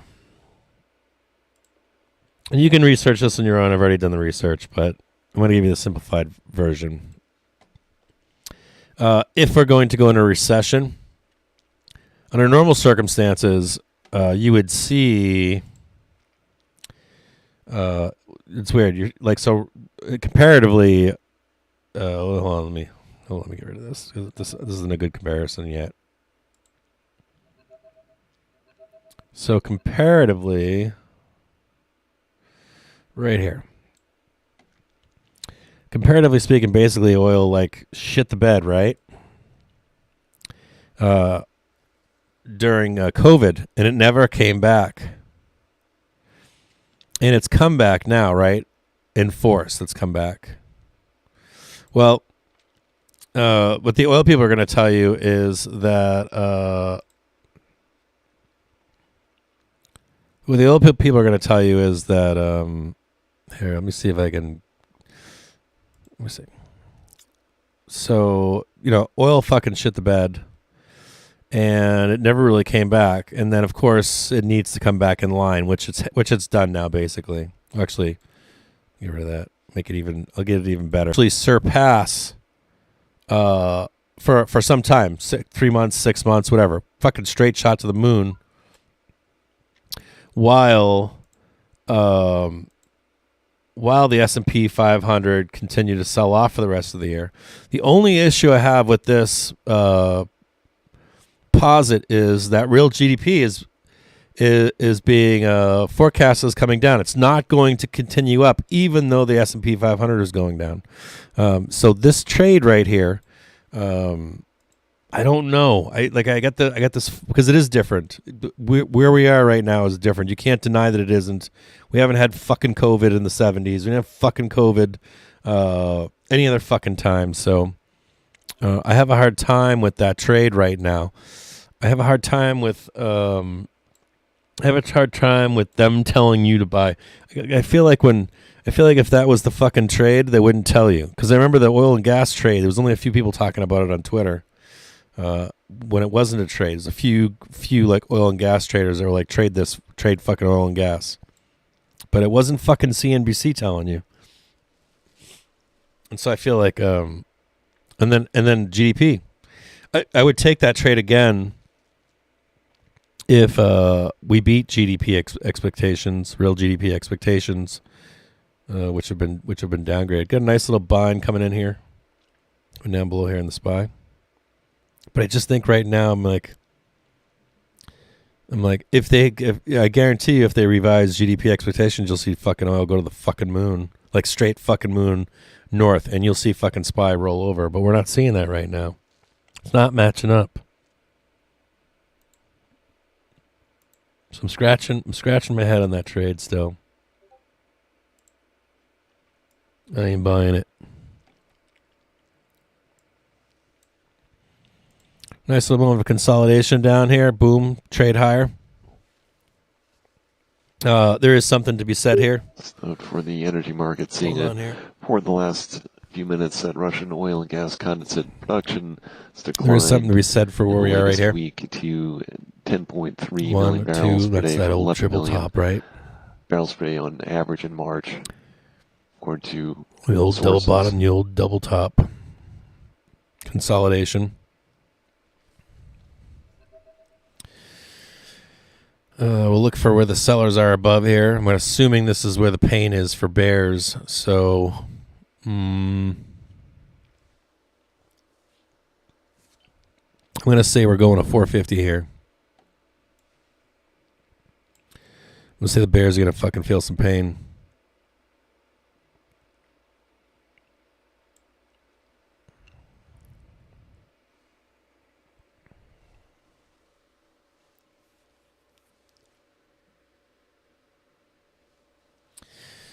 That's what I think.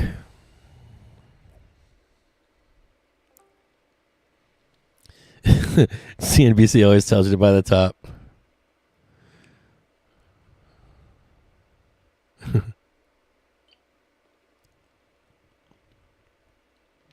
BA call autos. You know, I don't disagree.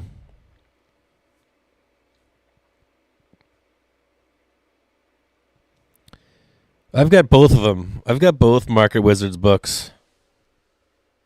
I've got them sitting on the shelf behind me. Read them both. They're both good. The new Market Wizards. The original one is badass. The original one is fucking super badass.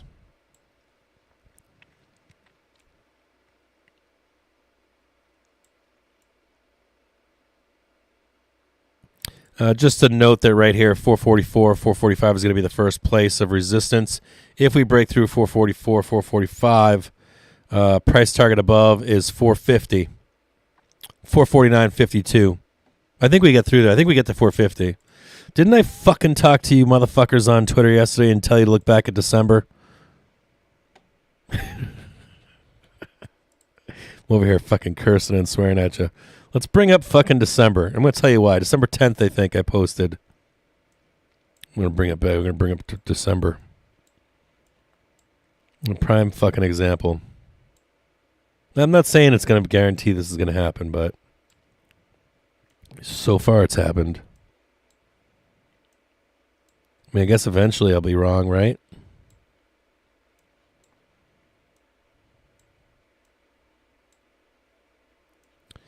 All right, so let's look at December 10th. Here's December 10th. Yeah, right here. This is good. No, it's not. I mean, that's not exact, but it's good. It's a good thing to look at. So we got scared into CPI numbers coming out in December. Okay. This doesn't do a good job. This is a SPY. It's not showing you what actually happened in the overnight. But you can see right here we sold down, right? On anticipation. This is selling down anticipation of bad CPI numbers.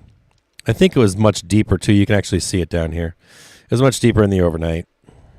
Then we kind of came back up in the morning, right? Makes sense? A little bit of weakness down here. And we got bad numbers, but we already knew it was bad numbers. We had been consolidating for a few days. Boom, we sold up. Boom, we sold down. And what's interesting about this is that the numbers were bad. They were just what we have right now. Pretty much in line. But what happened was, look at that fucking trade up here. And that's that like 1 and that 2, right? 1, 2 for better positioning because people got paid down here. Remember that, right? The reason I bring that up is because, God damn it.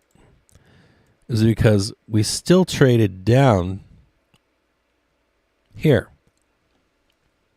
But I know if you were holding short here, you'd be fucking getting fucked, right? I knew if you were short here, you got fucked, 100%.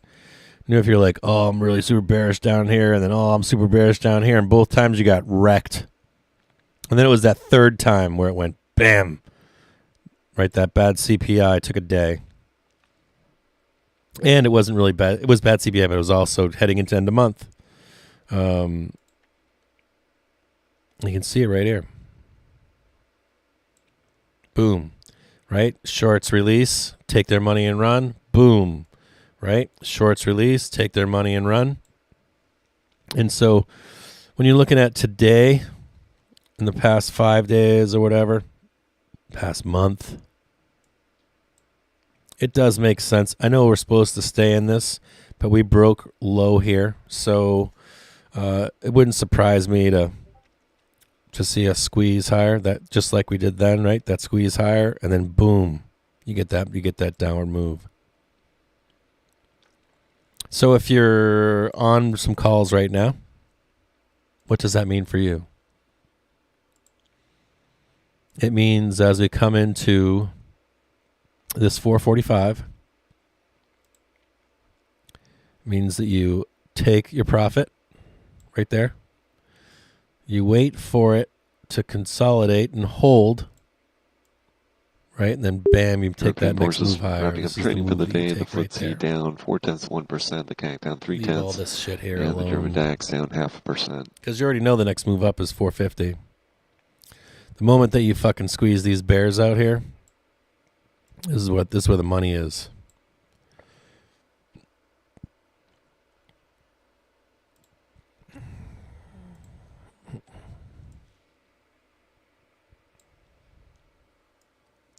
Remember 445, right?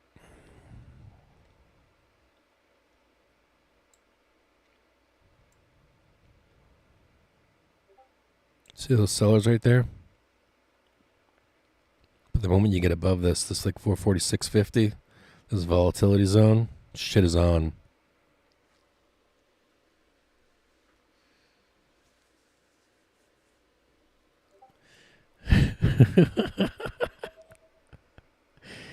Bring that shit up, Jamie.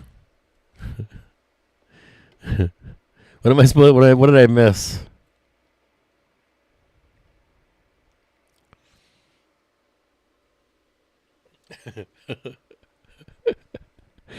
Calls rolling in right now on the SPY, AMD, Apple, SPX calls. April 13th, 4,500C, $376,000. If any of you aren't in Discord, I've got the options flow up in there. I think you guys can hear me in there too. You can mute me as well. I was going to take a quick break. I was thinking about taking a lunch. I've missed now 2 trades because I'm talking to everybody. I missed everybody.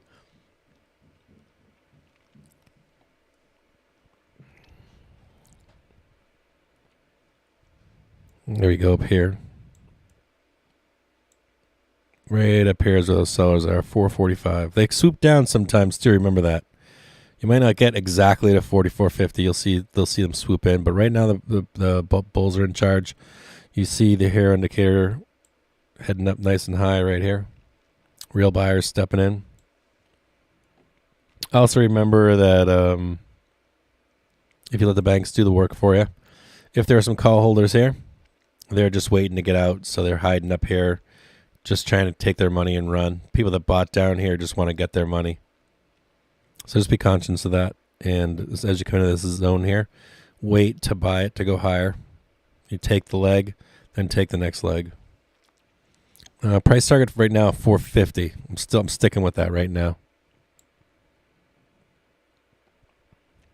I'm going to stick with 450. If not today, tomorrow. Unless something changes. Not overly bullish, but lots of buyers in the market. Lots of call buyers in the market. Not seeing tons of puts coming in. I'm looking for dates on this stuff. It all expires tomorrow. Seems reasonable that we go up. Seems reasonable.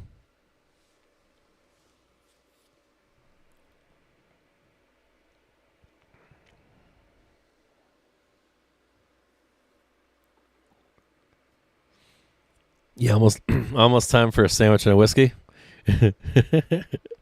Yeah, I got my daughter just asked me if I wanted something to drink. I don't want any lunch or anything. I have water over here, but I want to get a cup of coffee or something.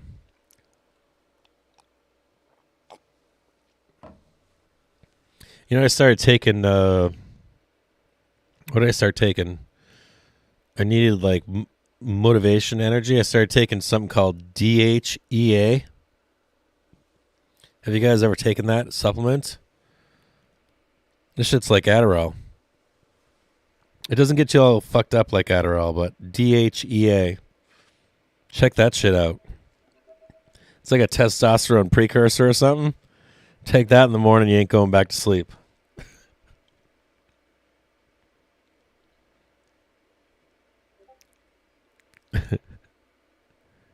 Have you taken that? DH. It's Delta Echo DH. Just DH. No, Delta Hotel Echo Alpha. DHEA. Oh, you've taken it, Jade Pastor? That shit's pretty good. Oh, yeah. It's like a precursor to testosterone. And, it doesn't get you all amped up like caffeine pills. There's no hangover from it. I started taking that I think a week ago. 2 weeks ago. But it keeps me fucking motivated all day long. Yeah, nootropics. It's a nootropic.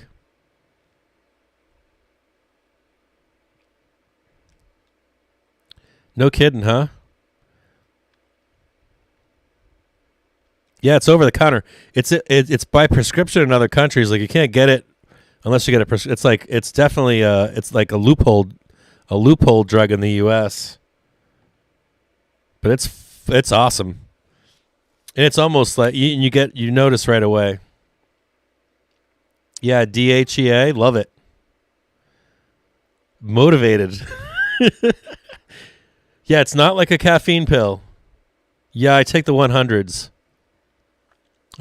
But it's weird. I've been some people are saying I should only be taking 25s, but the capsules I have, I can't break them up easily. So I'm only taking them. The first few days I took them every day, and I'm like, nah, it's too much. So now it's every few days I'll pop one, 2-3 days. Depending on how I'm feeling, I'll pop one. And they're not like the old school stackers, and I've taken Adderall when I was in college.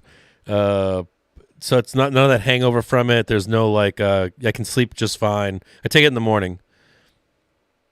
But there's no jagged edge from it. There's no hangover from it. I've heard you don't want to drink coffee with it, but I've never had a problem personally.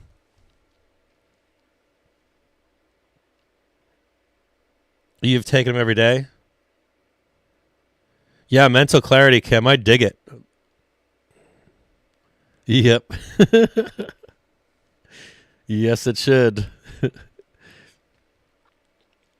Yeah, I wouldn't take it if you're 16 years old, but if you're 30, 40 years old or older, 30 or older, I would say, you can pretty much take it with safety. Don't fucking take that shit if you're 16. You don't need it. But 30 years or older, shit is banging. Of all the vitamins I take, of anything that I've taken, that's I have clarity of mind. I don't have any, you have some stuff that's slightly mind altering, or you get worn out from it. Anything like that. I've never taken a supplement that's made me giving me the energy, whoever said that, clarity of mind. I didn't know it was good for your bones though.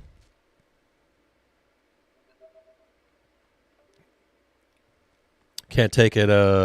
Can't do that again though. Can't sleep even when taking it in the morning. Yeah, Adderall's fucked up. So gold. Do you think gold's going to all-time new highs? I'm gonna go take a break. So I'll look at gold real quick. I saw someone pumping silver earlier, saying it was going to all-time new highs too. So look at gold real quick. Nice little. Hopefully you took that profit on 445 there. We talked about it up here, right? A little bit lower, we said, right? So you take that little rip. That's a beautiful little rip right here. This is really nice, right? That nice little rip. And don't diddle in the middle, right? As the goat says, right? So don't diddle here. Let the banks do this work for you. That's what I say. And then if you're going to take this higher, you're going to take it above here, above this 445.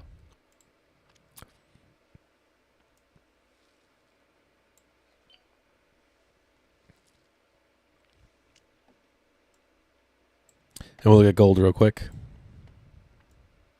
Yeah, it's weird. Gold doesn't show too much. Never does.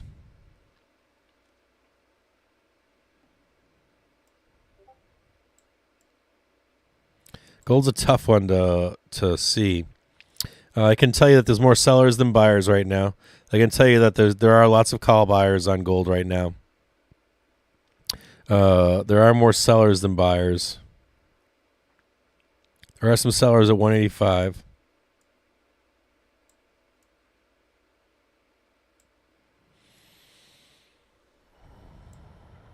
$187 would be a price target. 190 for sure. That's a tough one to get over. That 190 is going to be a tough one to get over. Just mentally. Price target 190 on gold. So I'm going to do is I'm going to take a quick break. I'm going to leave you guys here for just a minute. What I'll do is I'll leave, if you guys can you guys hear trade the news as they're talking or no?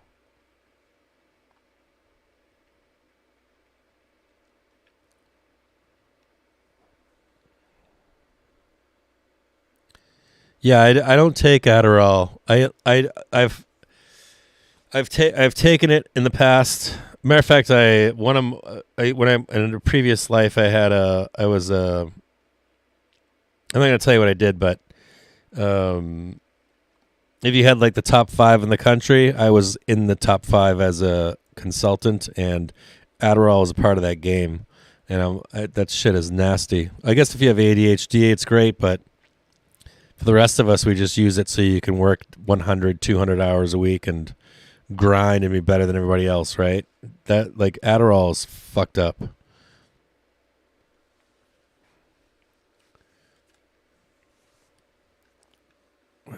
Get Angels, want more tea and watch balls shrink every day to peanuts. Yeah, I think the DHEA is a hormone precursor for women. I think for men it's both. It's both hormone and testosterone.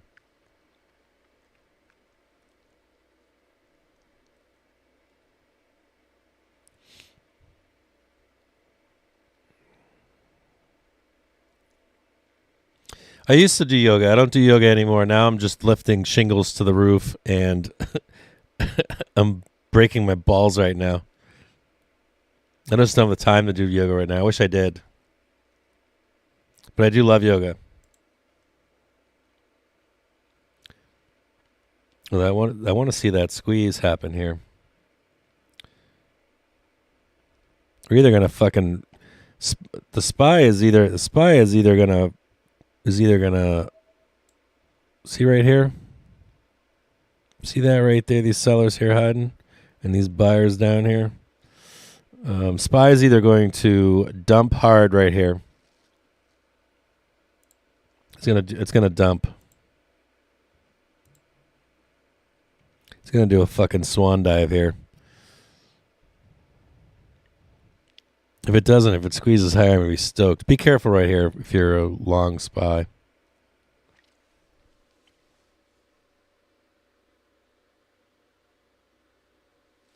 VIX is starting to base a little bit.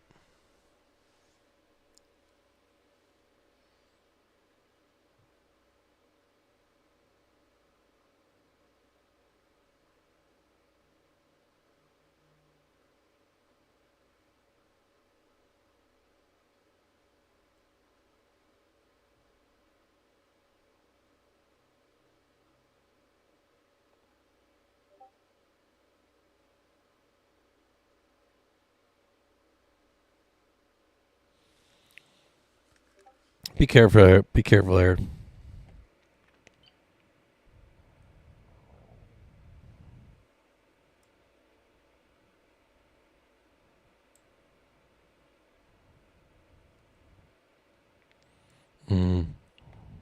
Everything says it's gonna squeeze.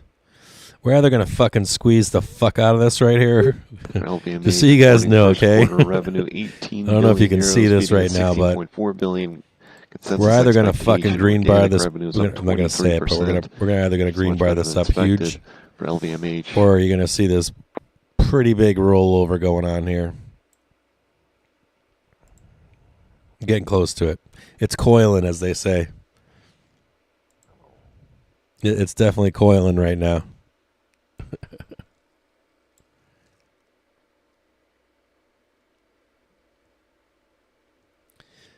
It makes life good if you're old like me. Yeah, no, dude, I'm telling you what. If you guys don't believe me, right? If you're over 30 years old, right? I think it's like $20 or something. You can buy it on Amazon. Go on fucking Amazon, get yourself a bottle of DHEA. Take one pill in the morning, just once, $10. Trust me.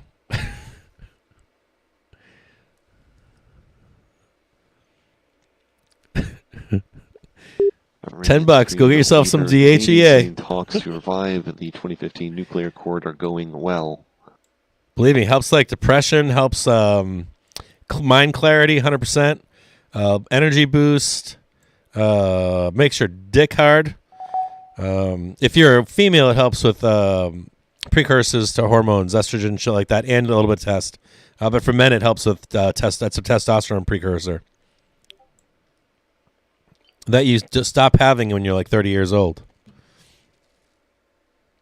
It's like $10. Not medical advice.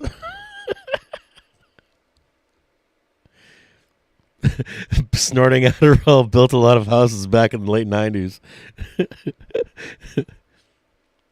Yeah, like Adderall fucks with you. Adderall's like, I don't know, man. Like Adderall leads to all kinds of fucked up shit. This is better than Adderall, in my view. Oh, yeah, definitely. DHEA will help you trade better. Keeps you on point. Trust me. Don't do that shit if you're young, though, because it is bad for you if you're young. You can look it up and they'll explain it to you. Like because your DHEA starts to get lower as you get older. It's like natural, but you'll be like a 16-year-old again. Yeah, that Adderall stuttering speech, that shit's nasty too. When I first did it, I was taking the 100 milligram capsules one a day in the morning, but it was too much. I could tell. So I weaned off it. Now I'm just doing once every 3 days or so. 2 days, 3 days. But I love it. It's fucking awesome.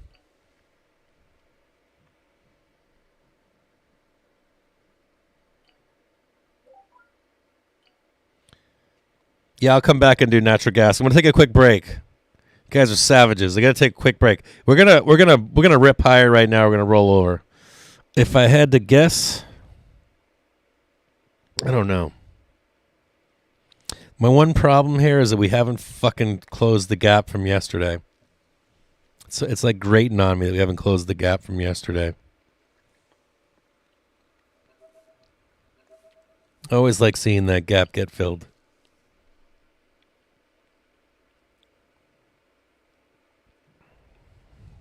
So I'll be right back, okay?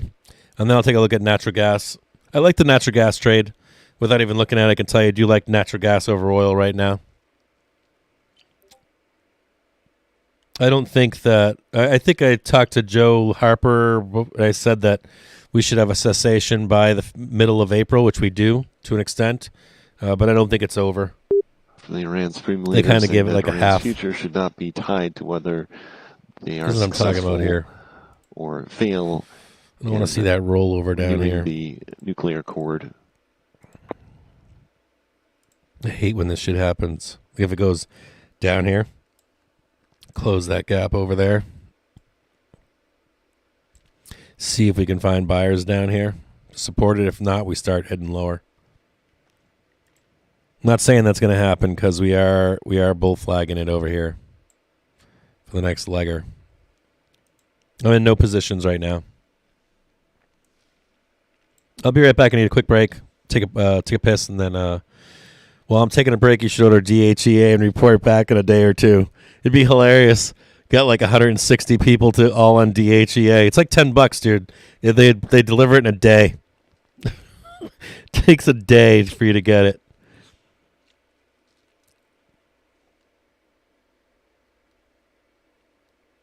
Oh, Brainerd's speaking in 30 minutes. Yeah, I turned off the Fed speaker say. Plus, we've got the other fucking thing is we've got Joe Biden. Hey, if you're we got Joe Biden today. Economic calendar at 2:30, I think. And that shit could well and well. You could see TLT just fucking blast off. Like straight blast off. There's a bid in TLT today too. Probably based upon the bid in TLT today, I'm going to guarantee is going to be based upon that speech by Biden today. I'm interested to see if there's a real turn in TLT. If you see a turn in TLT, I'm going to expect the market to go up. The way that relationship works, I don't see the rollover until later from TLT continuing to go up. Let's see. Yeah, we got Brainerd at 12:10. Shit, 20 minutes. Okay, I'll be back for Brainerd. Can't figure out why I can't hear you guys, or why I can't hear the desktop audio. Click to switch off. Desktop audio properties. What am I missing here? Default. Oh, wait a minute. Speakers. Oh, wait a minute. I might have figured it out. Hold on, I'm going to do something real quick. I'm going to do a test.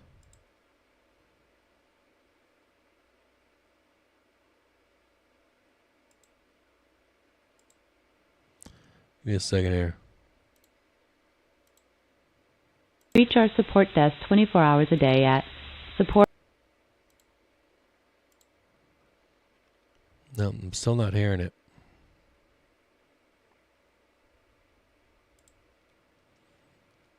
I'm still not hearing the. I'm gonna have to when I get off this when I get off this stream. I'm gonna have to test it out and see what I fucked up. Oh, I fucked that up.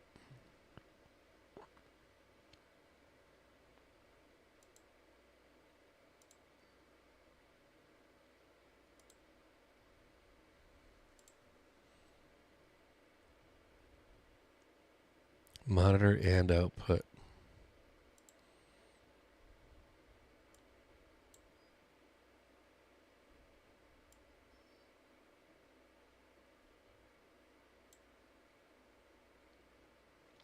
I know I'm addicted to the game. Hold on here.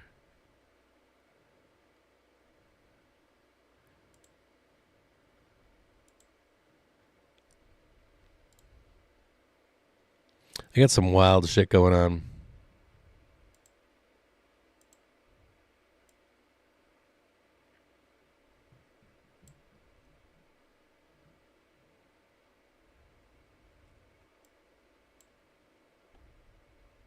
I'm hopped up on DHEA. Too funny.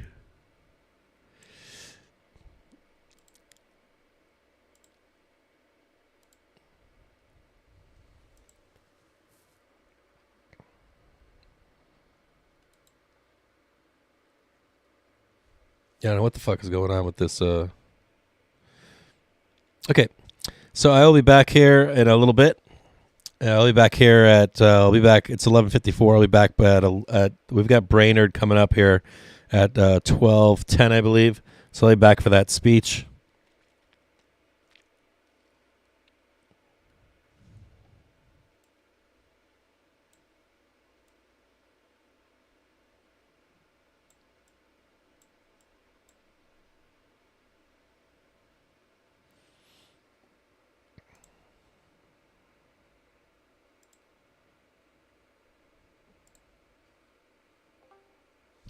Nice coiling on the SPY right now. Basing on the VIX.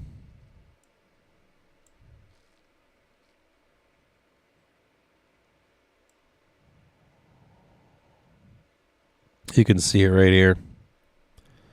So I'm going to leave this up at 440 in case we trade lower. 442.75 and then 440 would be the cash gap close.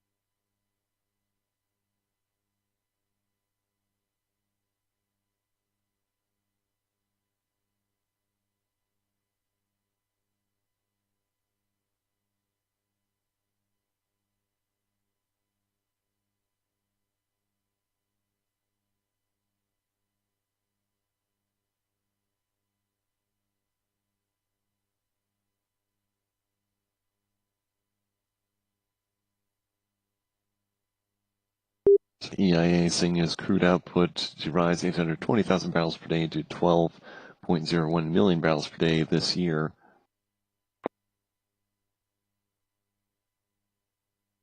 It's down from last month's forecast of an 850,000 barrel per day increase for 2022, according to EIA.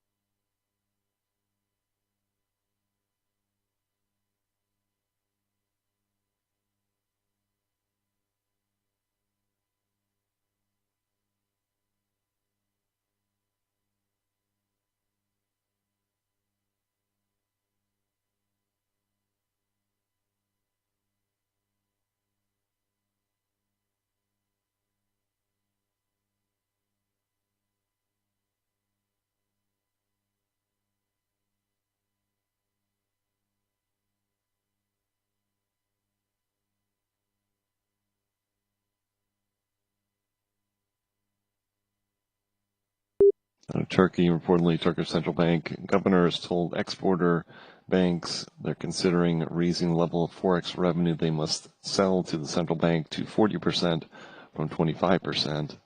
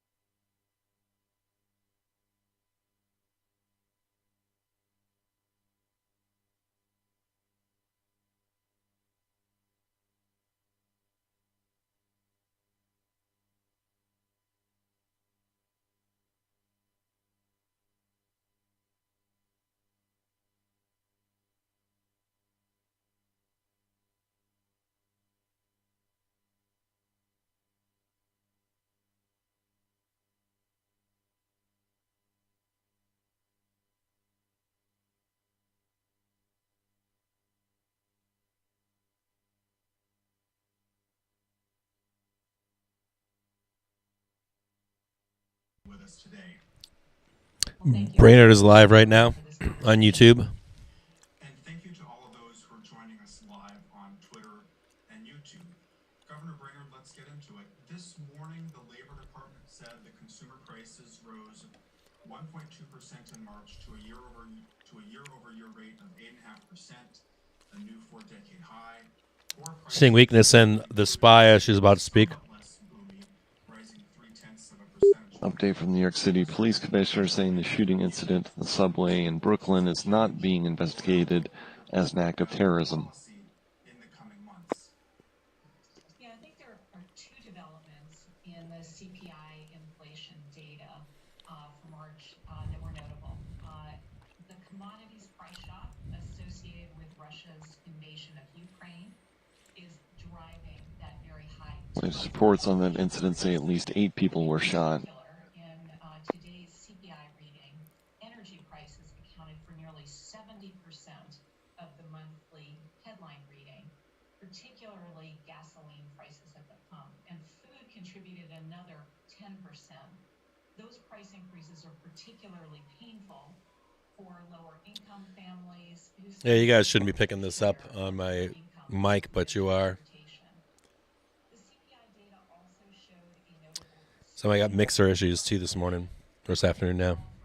from 0.5 month over month the last few months to 0.3 in the latest print. And core inflation is the component of inflation that most closely reflects the strength of domestic demand, and I'm most focused on for purposes of assessing the appropriate monetary policy. Comments from Fed's Brainerd saying food and energy price increases are particularly painful. Commodity price Watching shock silver is calls come driving in top-line March inflation, 31st, says 26C, Brainerd in press interview. $117,000. The Russian invasion of Ukraine is driving top-line inflation as well, especially energy. In terms of the overall core CPI, the prices in core goods have been responsible for almost half of the increase in core inflation over the past year, even though they normally account for only about a quarter of the overall. So it's very welcome to see the moderation in this category, and I'll be looking to see whether we continue to see moderation in the months ahead. We did see some upward pressure for services, and in particular in energy price-sensitive airfares, but there was some moderation in rents, which is also notable. I wouldn't take a lot of signal from any 1 month of data, but I will be watching carefully for a continuation of this kind of pattern with moderating core inflation and a declining number of categories seeing outsized price increases in the months ahead. And as we've said, inflation is too high, and getting inflation down is going to be our most important task. Thanks, Governor Brainerd. Since this is the WJ Seems kind of dovish. It's really weird. I'm still seeing put buying for the 13th and for Friday right now. Put holders at 440p, 90,000 contract holders. more workers looking for jobs might take some of the boil off of wage growth that we've seen. On the other hand, Brainerd saying getting inflation down is the most important task for the Fed. They seem to want that cash gap Brainerd closed. welcomes seeing moderation in core goods inflation. Seems like the SPY is liking And we'll be Brainerd's looking to see if comments we so continue far. to see moderation in inflation in the months ahead, says Brainerd. Inflation is too high right now. It is very strong demand that has been particularly concentrated in durable goods relative to services, and that is also, I think, reflective of the pandemic. And then labor supply that has been slow to respond to that really strong labor demand for reasons that appear to be quite clearly related to the pandemic. And you see that in the surveys, whether it's been caregiving constraints. Yeah, I agree with that. Careful on short weeks. You know, the other thing too is the expectation this morning was a 1.2 or 1.5% move. Winky's making a very fair point here, which is a huge fucking move, right? SPY is up 0.82% currently on the day, but most of that really wasn't cash market either. So we should get a pretty severe move here. We are sitting on a bull flag right now on the SPY. You want me to look at what are you guys looking?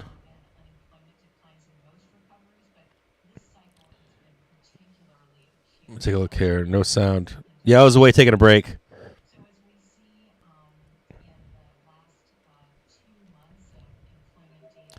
The big talk that you need to know about too is at 2:30 we've got That's what are you guys looking for here? By rebound and labor force participation.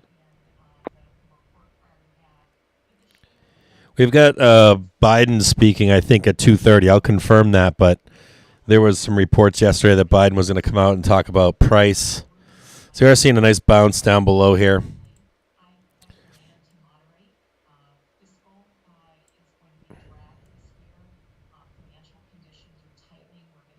Just keep an eye up here. This 445 is that same place.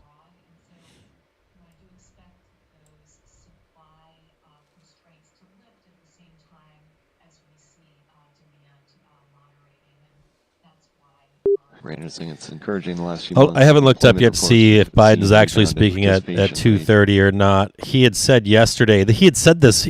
He said back in December 9th too. That was the first time that Biden came out and said, "Oh, expect a hot CPI print," and it was up a point or something like that. I'm not a point, but 0.1, and we ended up going up for 2 days before we ended up selling the market over. The market just rolled over. Just rotation trade, right? And that was my thought process here, is that you get that rotation trade for another couple days and then lead into, let's call it the 18th or 20th. We sell the market out by then, or sell the market down, then we make one more attempt at a run higher into May. I don't think we get that run into May. I think it's a false breakout. We trade sideways.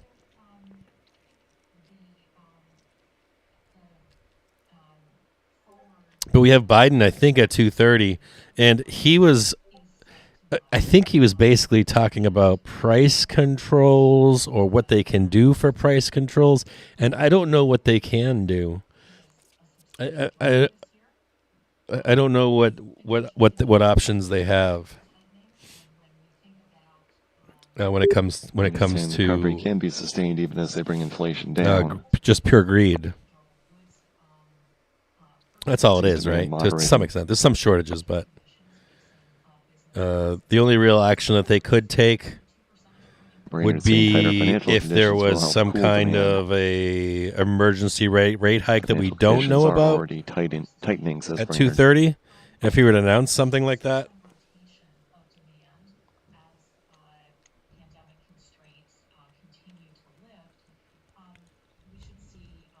Maybe taxation would work as well. That might be why people are buying all these puts too. Just a heads up that they're buying them. They've been loading up on them all day long.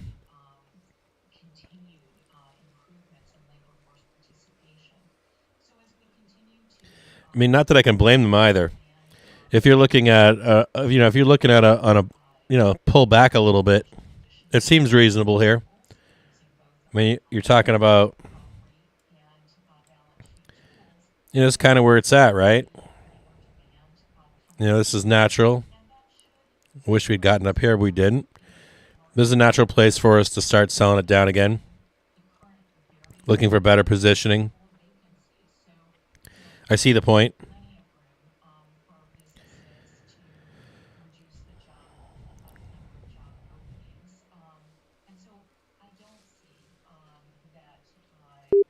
Brainerd saying as the pandemic lifts, we should see more demand for services and less pressure in durables.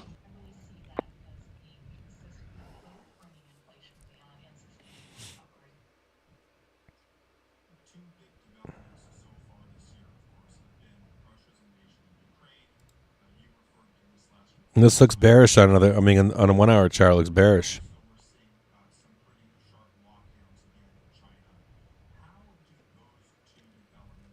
But it also looks like it's basing too.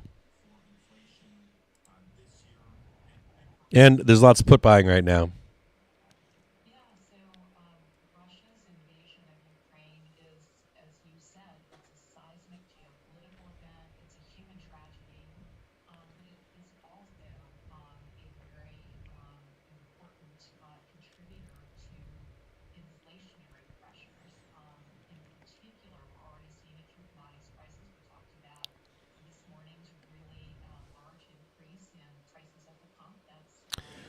Yeah, the thing with what that they can do is they can, if they did, like if Biden ever came out today and said we're doing 50 points today, market would sell right the fuck off. We're already at 5%.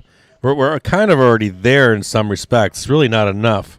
Energy and other commodities moving up. We've seen that in nickel, for instance.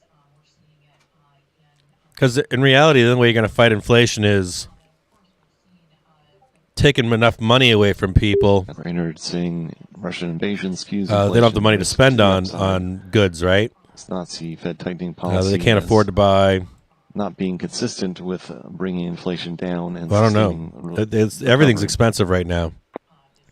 large shock to natural gas prices that can be expected to both. In reality, you want the unemployment rate higher. And that can have some knock-on effects here.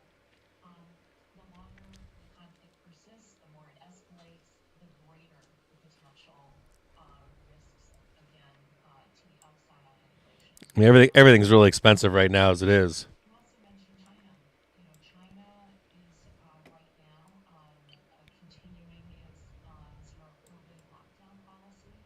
Seems to be having a notable effect on. So I mean, I'd say either higher taxes. Has the potential to lengthen out some of these constraints that we've seen in supply chains. We've certainly seen with the previous surges that they've led to port shutdowns in China. They've led to increased chip delays. Yeah, he could announce it. The Fed chair basically works at the Pregnancies. Likely that there will be not behest, effects but on global supply chains from the war. I'm assuming we're going to get some. It's 12:25. We The got longer the 2 war hours goes on, left. The greater the potential risks. I would assume that could put some volatility into the market. That you'd have an emergency rate hike announced, or some form of, he's going to propose taxes of some kind. He can call it whatever he wants to call it. There isn't much that they can do, and I'm not saying this works overall, but Yeah, so I think it is too early to have great confidence in. you really have to break. There's only a few ways you can break people, right? We already know that we've got high inflation. That's breaking people, but everybody's working. Everybody's got savings. People have equity in their homes. Long run neutral rate of interest. The rate of interest that economists think of as being consistent with full employment and low stable inflation. There are good reasons to think that will continue to be at levels that are quite low. They're trying to push the bond trade, right? But again, That would help. Brainerd saying it's too early to have confidence in the post-war new normal. we've experienced a series of very large inflationary shocks. Come on down, baby. And the committee is committed to bringing inflation back to our. Equity markets rolling over a bit here. The SP down or up. Quick less than 50 cents on 0.5%. puts Nasdaq Deposit on the SPY. less than 0.7%. Inflation expectations anchored at 2%. So I think there See if we can get a break of the SPY downing for that cash gap close from yesterday's trade. to those levels over time. That's Brainerd saying neutral Might rate get it may down continue here. to be at a low historical level. That over a longer period of time has proven to be quite elastic, but in the short run has been very affected by COVID. And so it'll take more time than I think anybody would have anticipated to be able to assess those contours of the new normal. Where do you get profit taking and then one more dump down here for Biden?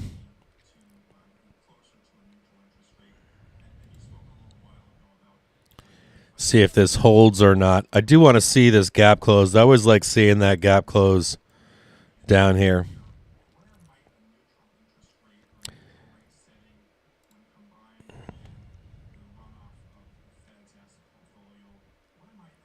So we'll see what happens if it breaks or not.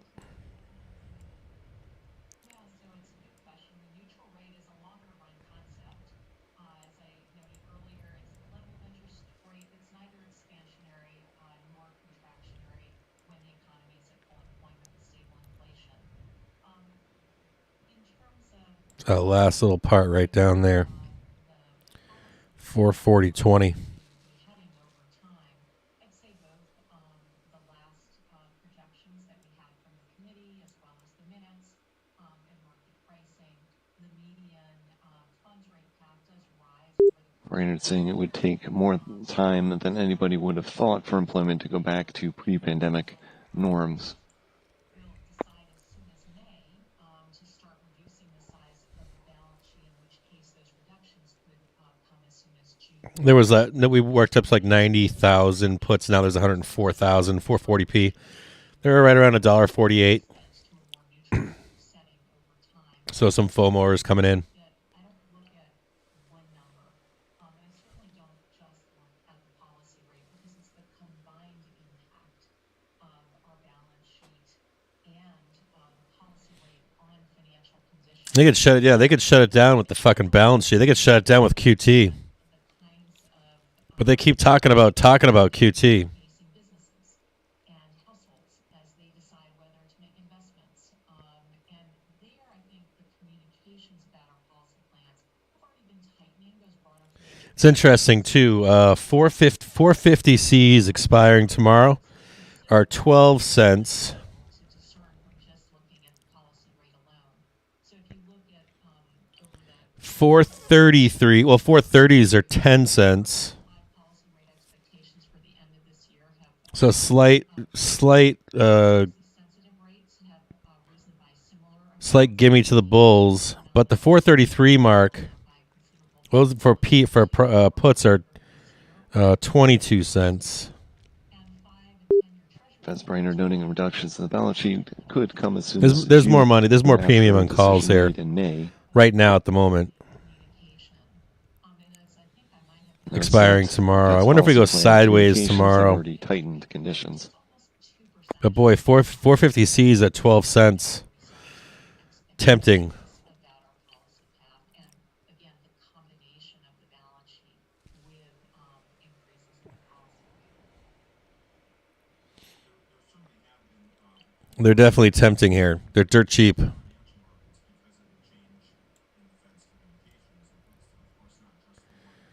I want to see if we get this rug pull here or not. Right down here at this 440. Like right here. You can see it right down here. 440 flat. Well,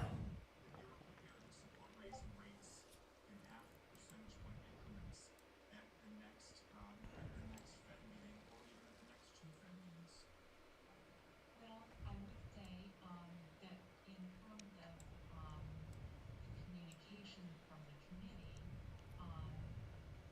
you saw that So we're going to get that test of 440. in the most recent minutes that the committee expects to move the stance of monetary policy Look for a Tesla or sellers coming in currently. viciously and Price target down below 440. to bringing inflation back down to They're pushing. we're doing that by tightening monetary policy methodically, and it's through a series of interest rate increases, as well as beginning that balance sheet runoff with a decision coming Bears full court press right now. lead to reductions in that balance sheet. Even with this full court press, price of puts is going down, now down to $1.45. Piece of that set of increases in the policy rate from meeting to meeting, I don't really want to See if they can get that break or not. see the combined effect. Brainerd reiterating that they're tightening monetary policy methodically.